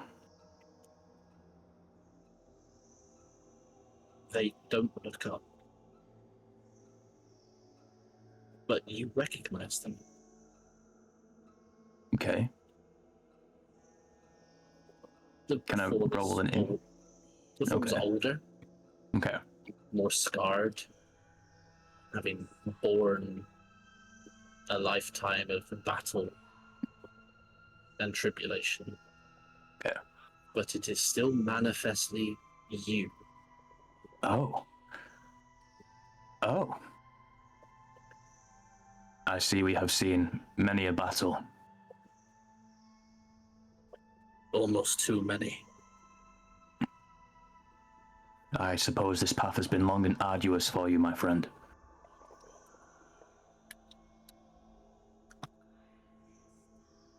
You could say that.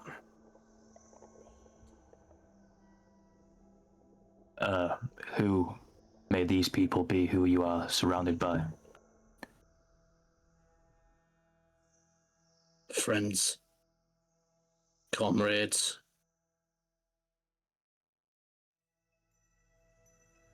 People we have lost. How could I have been so blind? How do you believe you've been blind?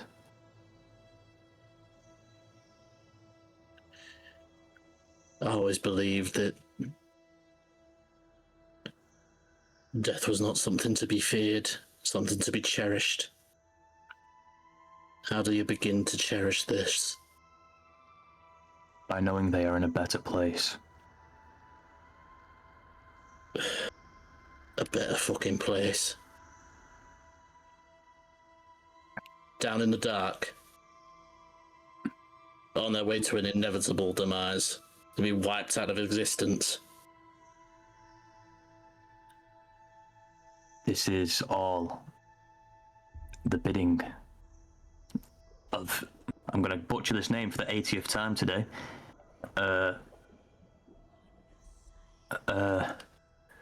This is all...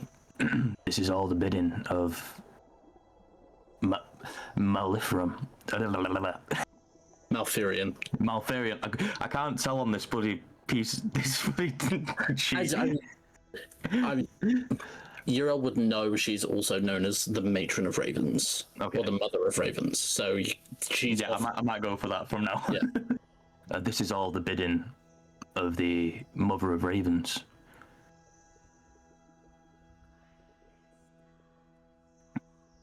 This can't stand. Not anymore. You I can't. You're trying to stop death? I'm beyond that now.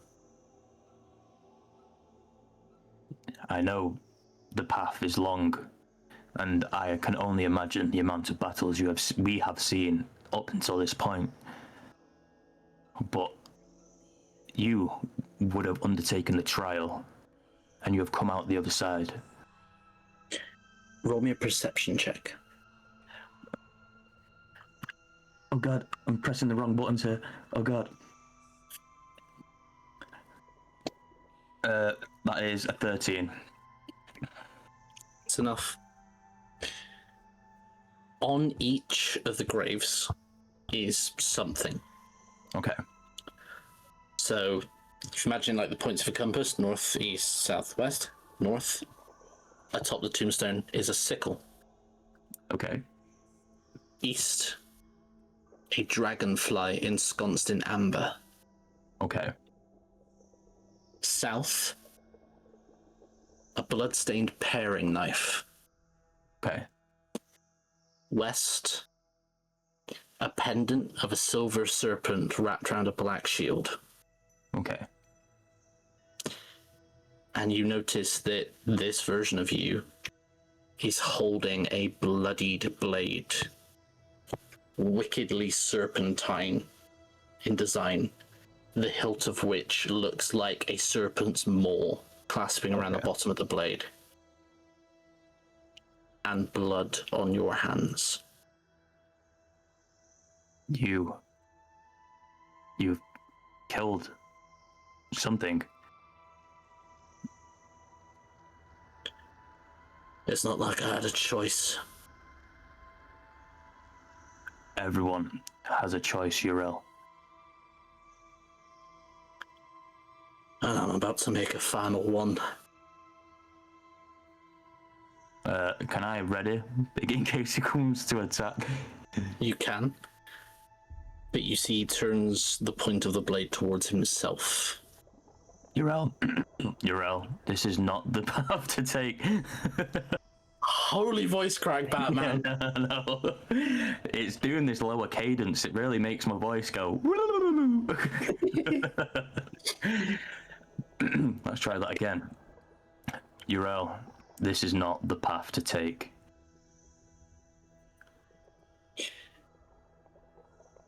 It's my choice. It is your choice. And I want to see if that raven bitch can truly die. Fuck. Right.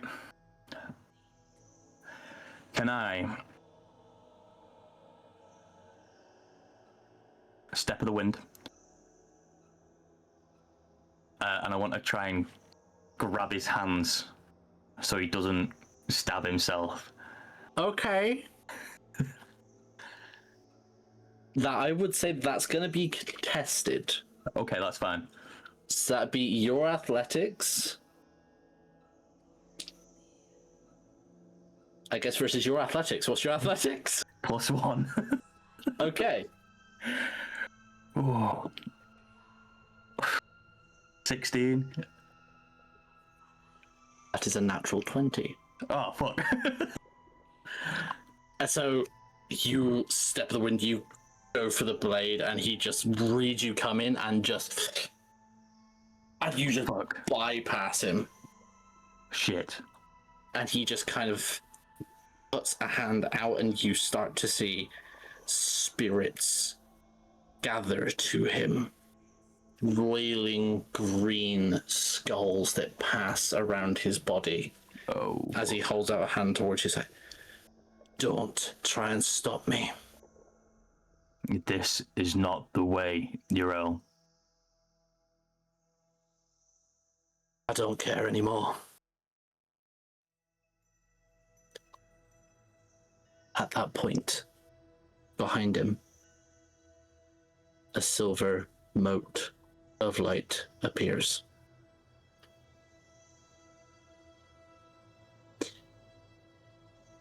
Okay, Uriel's gonna say, is this really what your friends would have wanted? For you to seek petty revenge after they have spent their life fighting their battles with you? They would want you to live your life, not try and kill the one deity who has looked after us all this time. And he's gonna peacefully walk past. He's gonna let him make his own decision, and he's gonna engrave it in his brain. You just hear, as you go past, just, "The gods don't care. Only men make their futures." And I'm not quite there to the moat. I'm gonna say, Uriel, we aren't gods, but we can try to fix their mistakes. And then I walk into the silver moat. Yep. And you are back in the graveyard. And I think he looks perplexed this time. I think he's got a lot going through his brain. You've seen a glimpse of past, of present, and potentially what may yet lay ahead. Yeah. Should the tapestry of fate weave a certain way? Leo, Yes? are you ready to fucking end this? And what, my unlife? No, the trial. Oh! Well, not thank the gods, but thank sanity?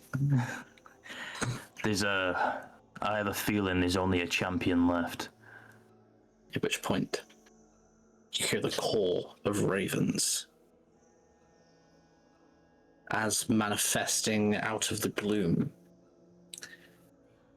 a figure dressed in black with a mourning veil over their face, pulsating with magic as she approaches. Yrel will bow. Leo just looks at her like, and who in the fuck are you? Yrel will grab the back of his head and push him down to make him bow. That was unnecessary.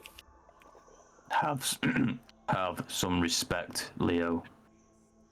Why? This is the champion I was referring to. Not a champion, young one. And I'm gonna raise my gaze slightly so I can see like the legs. Can I make an insight maybe to try and figure out who it is? Insight is plus 5. Natural 1. I would say, with your background and your backstory, it's a natural one there is not going to matter. Okay. Because she is often depicted as such, and in the stained glass window in the I need to say covenant now. The stained glass window. The stained glass window in the convent. She is also depicted thus. This is not Malfurion's champion. This is Malfurion. This is Malfurion herself. Instead of bowing, Yrel will take a knee. You just hear from above you, oh, for God's sake. Is this not the correct way to present oneself in front of you? Oh no, that wasn't Malfurion. Oh, that was Leo. I'm just gonna rib him like with my elbow. Oh. Be quiet, Leo. You are in the presence of a god. I struggle with being quiet. Well, start not struggling. And she said, "Rise, acolyte." And Yrel will stand. You have completed 3 trials, and one more lies before you. I am ready. Roll me a d4. This D4. will... A 1 is bad. Okay. A 4 is demonstrably worse. Okay, so a 2 or a 3 is what we're looking for. 3 are better. Why did I roll it into the darkest part of me, Trey? 2. I have like my drawing tablet here, and it casts the most ungodly shadow over my dice rolling tray. Oh, brilliant. And you look up as she turns, and as she turns, she just dissipates into a flock of ravens. Okay. Emerging from behind them is a Goliath. Okay. Head shaved in dark steel plate. Okay. With an axe in either hand. Okay. You have studied the champions of the Raven. This is Oromar Emberheart. Okay. A champion who died some 300 years ago. Okay. Okay. He's 8.5 foot tall. Oh. And so he just looks down at you and just goes, So, you're next. Yes, sir, I am. Good luck, kid. Thank you. And he does like a slight bow. Roll for Because addition. it's like an honor to meet one of the champions. I think as he appears, like Leo just kind of steps up beside you and just like looks at this guy and just goes, "I think you might need some help." If you would like to help Leo, I would be grateful. And I got a 26. Yeah, you're going first. I love the alert feat because it gives you a +5 to your initiative. Oh, you got alert. Okay. So my initiative of 3 gets bumped to an 8, and it's great. I remember talking to Tim about it, and I was like, "Is this correct?" And he was like, "Yeah, that's correct." And I was like, "Are you sure? This seems overpowered as fuck." Leo got an 18, which means that Oromar, the champion, actually goes last. Okay. Because he doesn't have a modifier to his initiative. Okay. But I'm guessing he's a big, strong boy. Oh, yeah. Okay, let me think of what my first move here is going to be.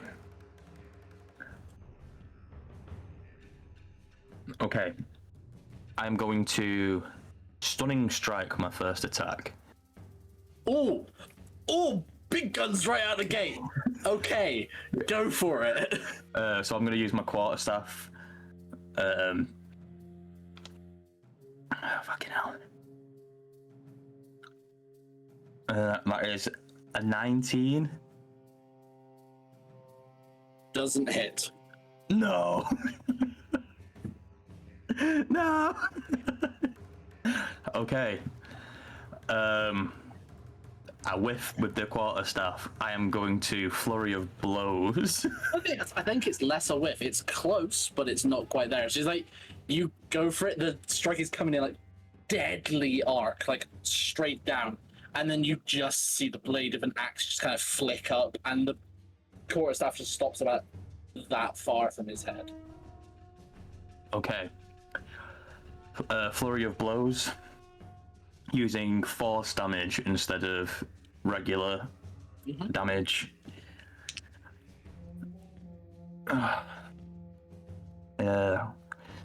One's a 22 and the other one's a 19 again. 19 misses, 22 hits. Okay. And that's 8 damage, 8 force damage.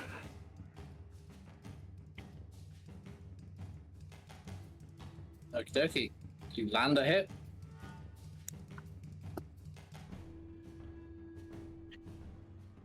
Leo looks at you and just goes, "You need some help." And he is going to bring his hand up. As he brings his hand up, you just see magic just kind of coalesce around it, just bright, icy blue. As he just kind of like pulls it forward, pulls it out into the form of a bow, and fires an arrow at you. The moment it hits you, it explodes across your form. Okay. And you have been hit with haste. Oh, nice. So I've got doubled movement speed, right? Yep, you also get an additional action. Okay, cool. And you also get +2 to your armor class, I think, as well. Oh, sick. That's good. That'll help me be not as squishy. And as a bonus action, you see him reach into a pocket, pull out a whistle, blow on it, and it's like an Aztec death scroll. Oh, God. Just... And then puts it back as you kind of see his... As he does that, his fingers seem to like start to elongate out of his skin. The bone poking forward, same at his elbow joints. The elbow starts to shut out. horns of bone grow out of his forehead, just bursting through the skin. His eyes just go completely black. Okay. Oh.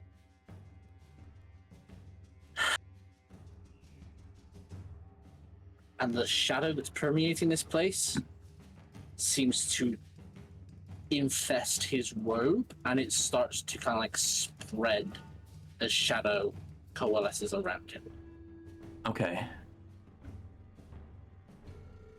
That's his go. It's now Oromar's turn. He gets to make 3 attacks with his axes. Okay. It's a 29 to hit. Yes, that will hit. Yeah, there's nothing I can do. Even deflect attacks isn't going to really do anything. That's a 19 to hit. And that's a 15 to hit. Only one of those does not hit. Okay. Oh, actually, can I use deflect attacks on one of the attacks? Yeah. Do you want to use it on the first or the second? I'll use it on the first one. Okay, the first deals 13 necrotic damage. Okay. 1d10 plus 9. So that's 13 damage.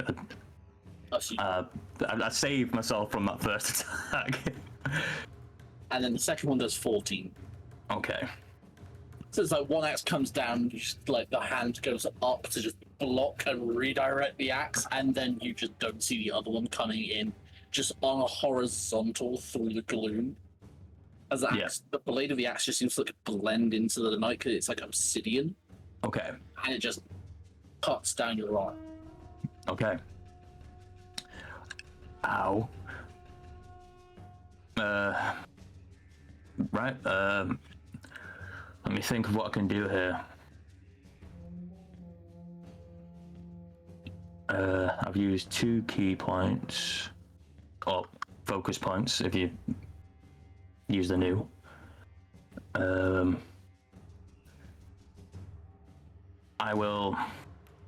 really want to get him with a stunning strike.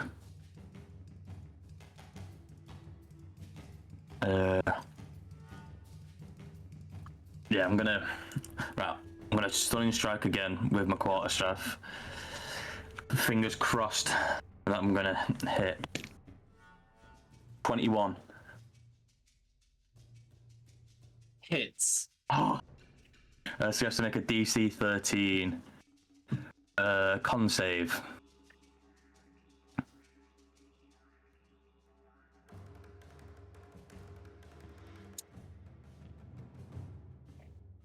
It's 2 on the dice.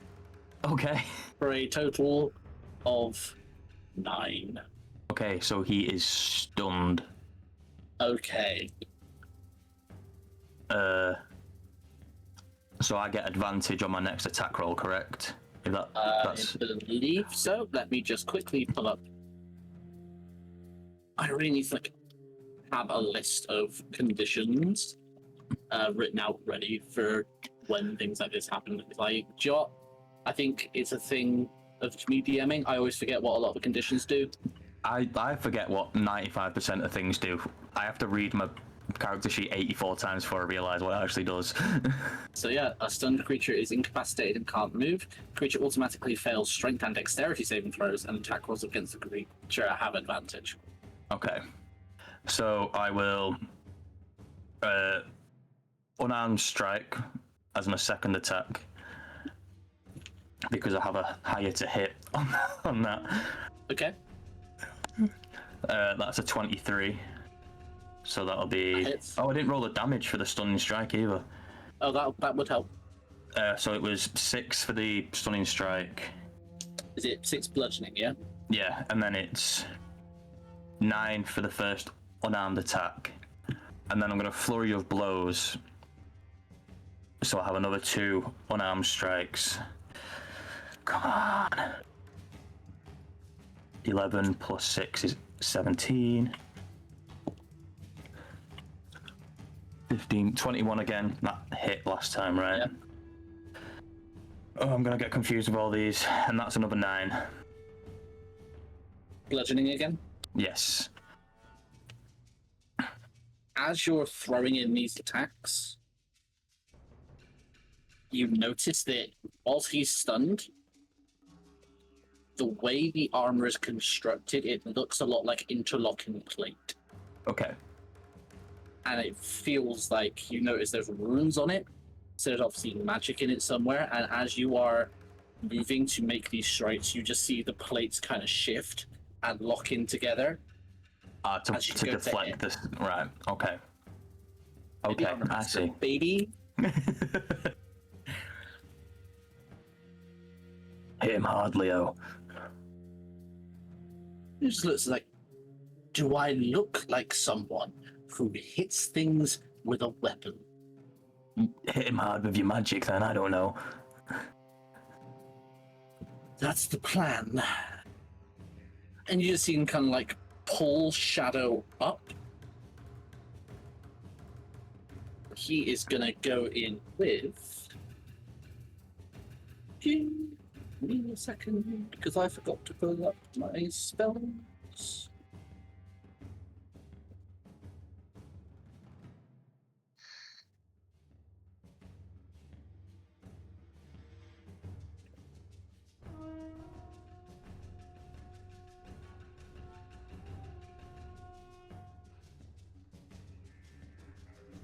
As he does so, you see the shadow kind of like shrink down and start to glow, so almost like a midnight color.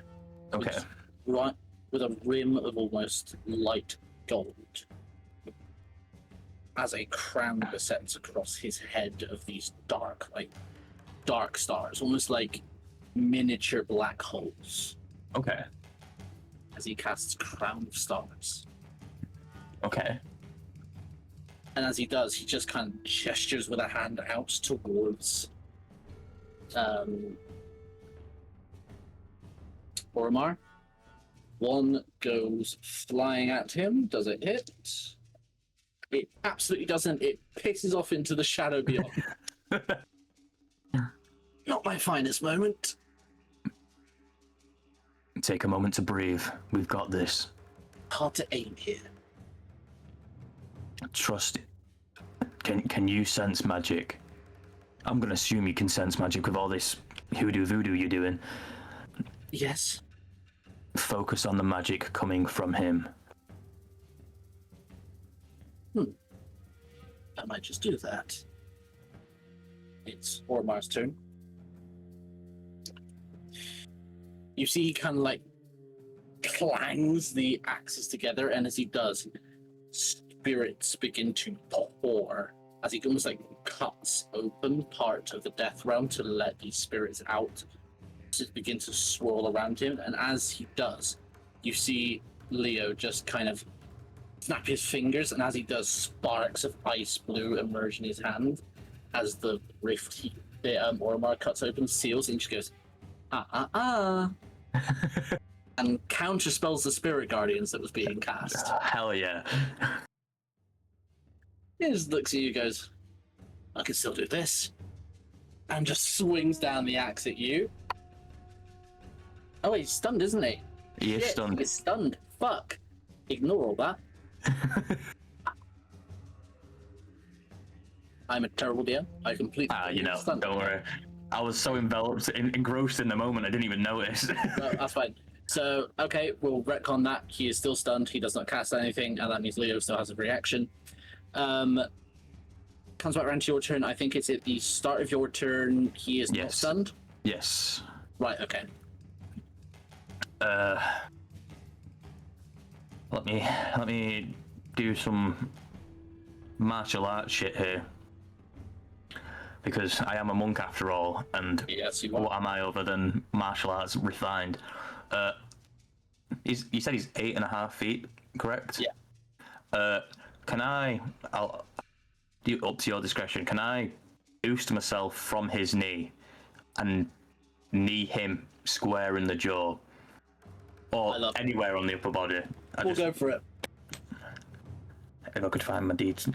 I'm cycling between like 4 different D20s here, and I just don't know which one to trust.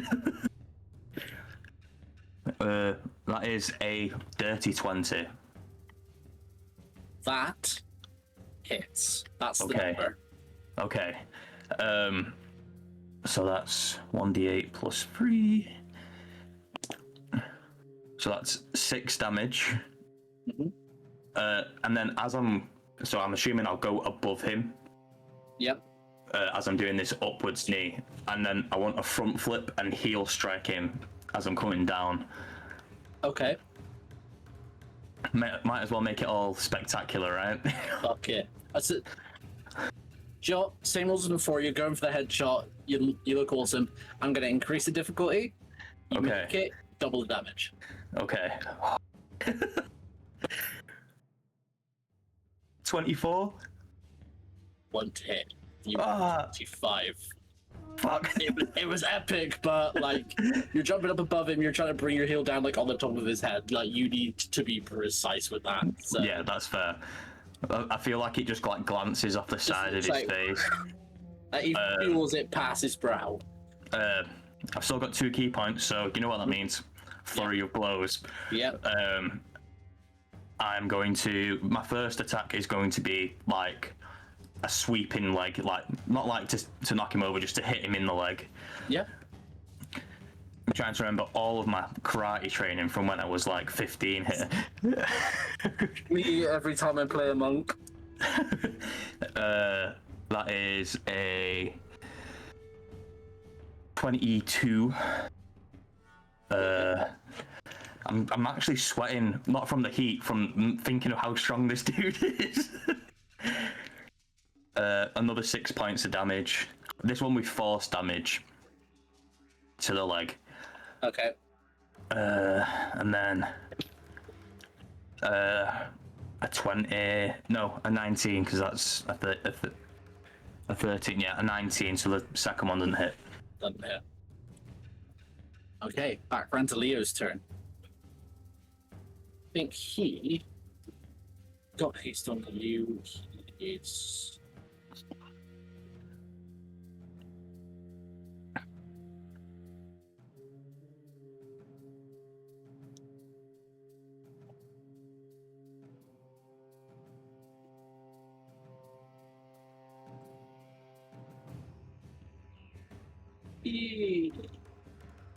Hey.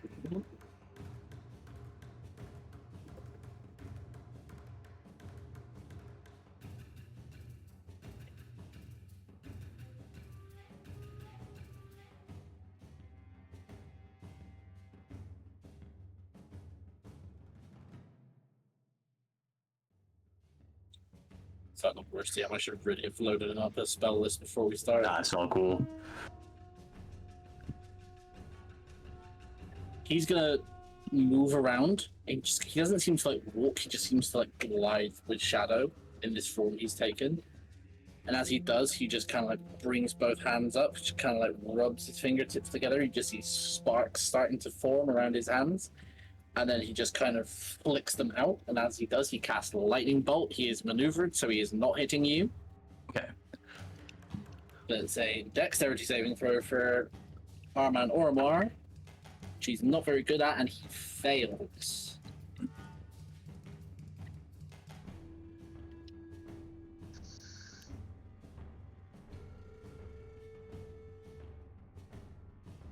So I need a lot of d6s now. What level did he cast it at? A high level, I'm assuming, if you need this many D6s.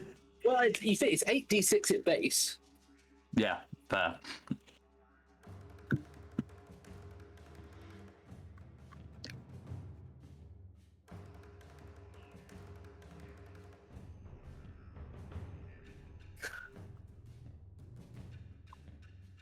There's 1, 2, 3, 4, 5, 6, 7, 8.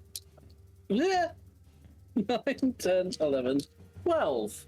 Fun. As he casts it at 5th level. Nice. It's not a bad roll. So I got 1, 2, 3, 4, 5, 6, 7, 8, 9, 10, 11, 12, 17, 22, 27, 32, 38, 44 lightning damage. Jesus.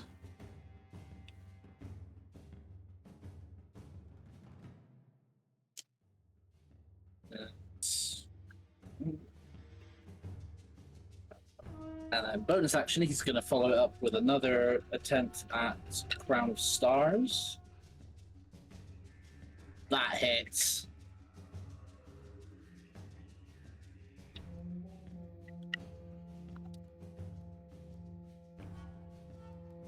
And that deals 32 radiant damage as well. Fun. Just a casual 76 damage in one attack in turn. Well, but Leo said he studied magic. You didn't realize how well he had studied. Yeah. So yeah, he Oromar is looking rough as you just see this blast of lightning. You can also get boom as it goes past you, and then you see with the other hand he just flicks another one of these motes of like almost like anti-light forward, and as it touches like pauldron of Oromar's armor, it just seems to explode bright and blinding light. Nice. Oromar's just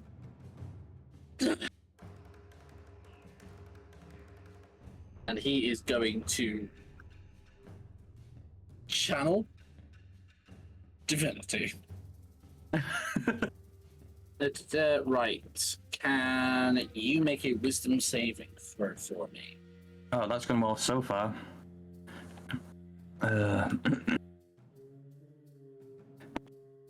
Natural 20. So 22. Okay, Leo pass. And it's like he opens his mouth and just bellows, and it's almost like the voices of the dead echo out from him. As he is going to do 17 halved, 9 psychic damage to you and to Leo, but you are not frightened. Okay. As he goes for Invoke Terror.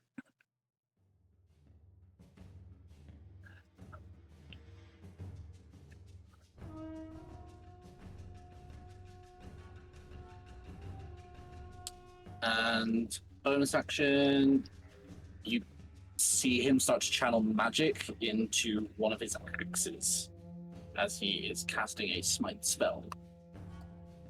Okay. It is now your turn. Or up.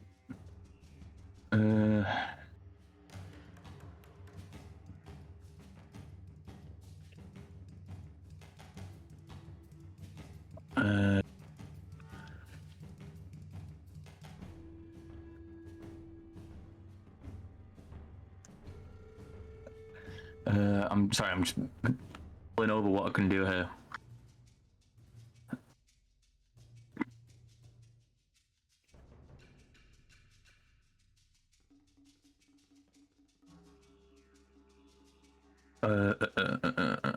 Right. I'm gonna.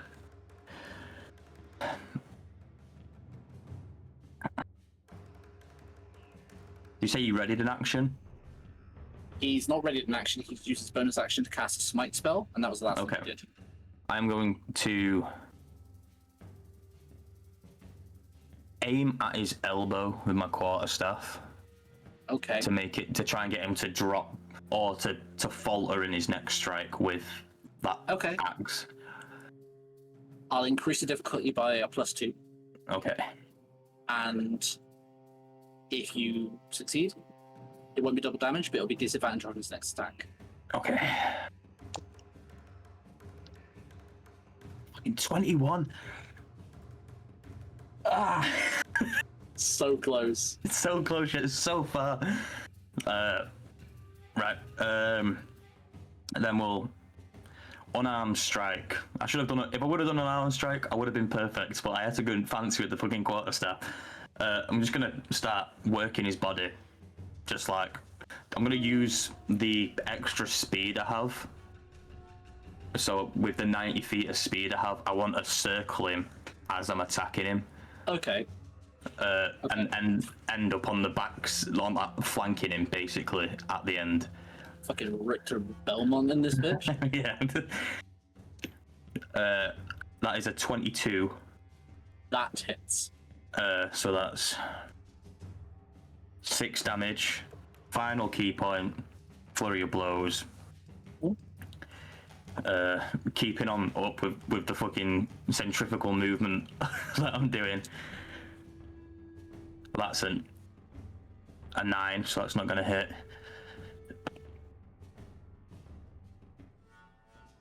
That's a 20.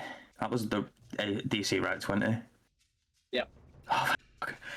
Oh, at least another hit. I'm shitting myself, Jace. You're scaring me. Good. And that's a max damage of 11 points. And when I finish my circling, I'll be flanking him. Are you making that bludgeoning, or is you making it force damage? I'll have it force damage on those second ones. Oh. Damn. No, that's what he had left. Oh. Describe your takedown. I think as he's like circling him, doing all these attacks, I think he's slowly like doubling over from the damage to his abdomen, and when he's at the right level where Yrel doesn't have to jump or like extend his legs in a way to uppercut him, he stops like dead in his tracks, using the power that he's got in his legs to force through this uppercut, like a finishing scene in like a boxing anime, yeah, where it, like 4 different camera angles all see the same hit, and Yrel just sort of like hits him in the jaw and then moves past a little bit as he thought there'd be a bit of resistance instead of him slumping. And you just see like the head just snap back as he just falls and hits the ground. Yrel's gonna go. You just see it's like Leo kind of moves up beside you as if to check. Is he dead twice? I think he's just unconscious, but we beat him. He just hears, "Ugh." You got stuff, kid. I try my best. The Covenant I work at, I'm the resident monk. That's what I like to call myself. Don't tell Mina I said that if she ever comes through here. Not bad. And he'll kind of like get up and offer a hand out to you. Wants to like to clasp your forearm. Yeah, Yrel will clasp his forearm. As you do, you see the flock of ravens almost like appear around him, move through him, and begin to rotate, and almost like helix up down his arm and up yours. Yeah. Well, your tattoos. Oh, yes. Describe them. So as this flock of ravens is encircling my arm, my left arm to be precise, a red rattlesnake tattoo starts to envelop from the wrist up to the top of my bicep, slowly, and I feel like it'll probably hurt. I feel like it'd be a burn instead of like it feels like you're being scalded by something, and it's a deep red, like blood red coloured serpent that goes up my arm, and I think Yrel would probably just look at it and go, "What?" You passed your test, kid. Oh, thank the mother of ravens. Now, get the fuck on. And he was With like, pleasure. turns and launches an axe into the darkness, and it seems to stick in something. It almost like in midair, it sticks in the firmament of the world. Okay. And the rest just peels away, offering you a route back. Leo, this is where we part ways, my friend. Yeah, it's been interesting. Oh, it's been a blast. And Urel's gonna go to shake his hand. He'll, as like he goes to reach out, like the form he had recedes, and he goes back to being human. And he just shakes your hand. It was a pleasure to meet you here, Leo, and I hope you get all the answers to the questions you have while you are here. I don't know how much good they'll do me, but if I can get the answers back to the people who need them, then maybe I can prevent something awful happening. Well, if you ever find yourself near the Black Fang Mountains, look for me. I'm sure to help if you ever need it. And it's almost like you just see his eyes go from yellow to the ice blue of his magic. And he just looks up at you and just goes, beware of her. Her? Beware of the frost-rimed eyes. Okay, I'll remember that. And you just see the portal almost like pulls you out of the realm. And as that last trail of Leo's magic kind of follows you out, you catch the briefest glimpse as you cross the blind eternities back to Anstrathine. Brief image of white corsair sails, a deep pool in a cave, and a storm over a port. Okay.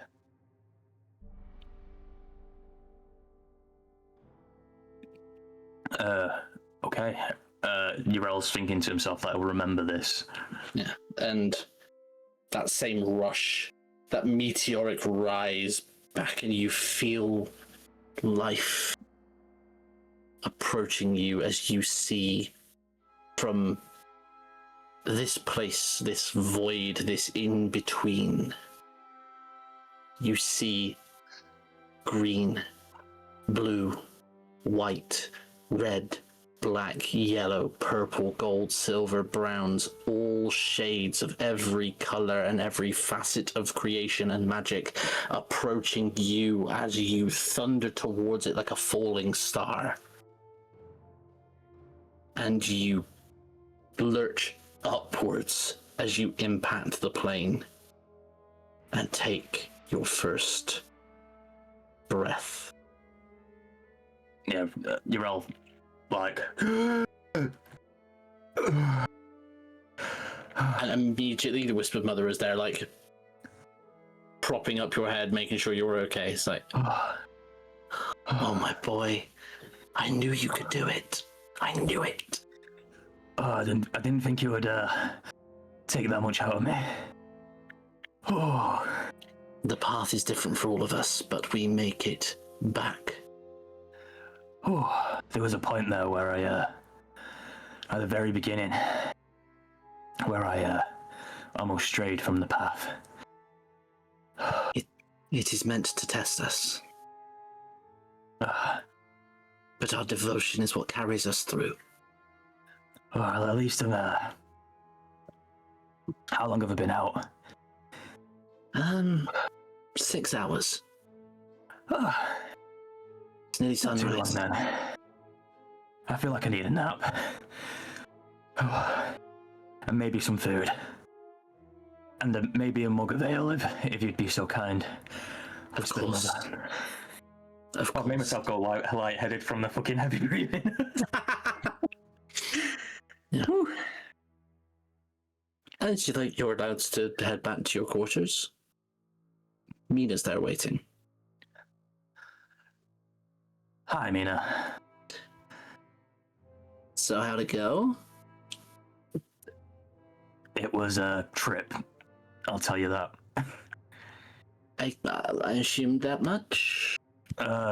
When you take the trial, be prepared to face things that will pull you in a way that you aren't ready.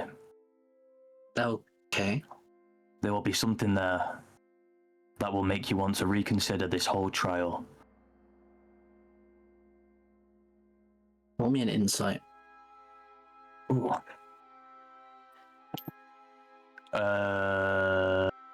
16.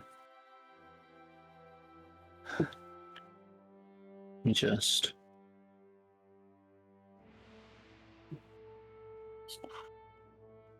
It's only brief. But there's a look that passes over her eyes that says doubt is a familiar friend. Mina, if there's anybody out of the two of us who could make it through that trial, I believe 100% it is you more than me. You have been more devout, you have trained harder, you have learned more skills than I ever have. I guess. Was there anything else? Did you see anything? I met another traveler. You what? There was a person there called Leo, a mage. Okay. Also traveling the path to find answers for cheating death. That sounds like someone who wants to become a lich. Probably, but I will tell you for a fact, Mina, I would not have been able to best that person in a fight. Okay, anything else? I met the mother of ravens. You have what? You met her? Yes, she congratulated me for passing my first 3 trials.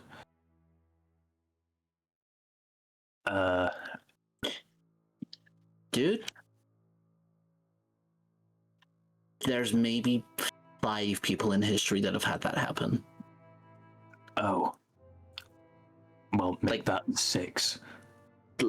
No, like, you aren't getting it? Have you remember reading about the champions, yeah? Yes. All of them passed a trial to get out from her realm, and the champions are the only one that got greeted by her. Oh. Oh. I think one of them's still alive, so not you yet. But one day, maybe? Yeah. Oh. I'm assuming. I can only go by history, and history says that happens. Oh, that's it's a scary but exciting thought. Yeah, I don't want that to happen to me. Be prepared as well for the final fight. I'm always prepared for a fight. However tough you think they may be, they are tougher.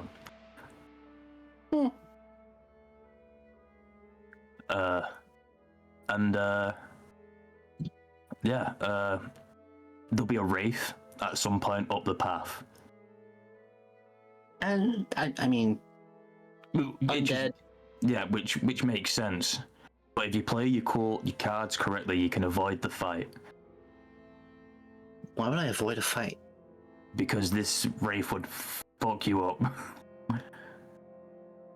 Nah. Your funeral. Anyway, would you like to get a mug of ale with me? Sure. I know it's almost sunrise, but I've had a long night. Sure. I gotta leave in the morning, but sure. Where are you going? Supply run to Thorn River. See if you can get any of those buns that you got last time. You remember that image of a storm over a port. Oh shit. And Thorn River is the biggest port on the west coast. I'm gonna do something. I'm gonna put my hands on her shoulders, looking at her deep in their eyes. Are you about to kiss me? No. Good. Don't worry. Promise me you'll be careful. Okay, paranoid freak. Do you want to come with me then? And I'm gonna take the raven's feather and put it in her lapel. If this is what doing that trial does to you, I am not doing it. I have seen and heard things on this trial from Leo that are just making me a bit wary. You are the closest thing I've got to family, Mina, and I do not want to lose you. Okay, then come with me and be big macho protector, even though I don't really need it. Okay. I don't care. Just stop. Get off me. Okay. I will come with you to Fawn River. Even better yet, I'll go on my own. You stay here and take my duties. Supply run, dude. You've seen these muscles. I've also seen you with money. You're fucking terrible with it. Right. But that's why I am going. Right. But you got to promise we're going to be on our guard. I am this close to slapping you. Let's go and get a drink. Okay.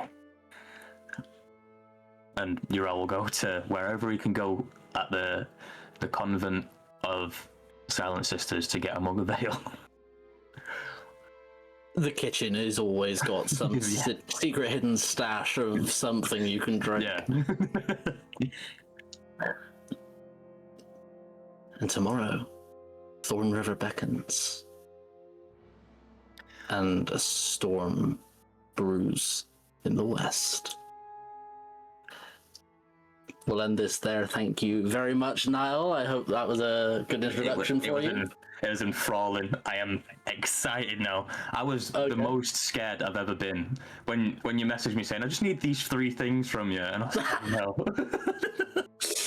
Brilliant. Well, thank you for being here. Thank you for playing. I cannot wait to see more of what Uriel does because holy fuck, that I love a stunning strike. Monks are kind of crazy when it comes to combat, so it's going to be fun to see if I can keep up with you.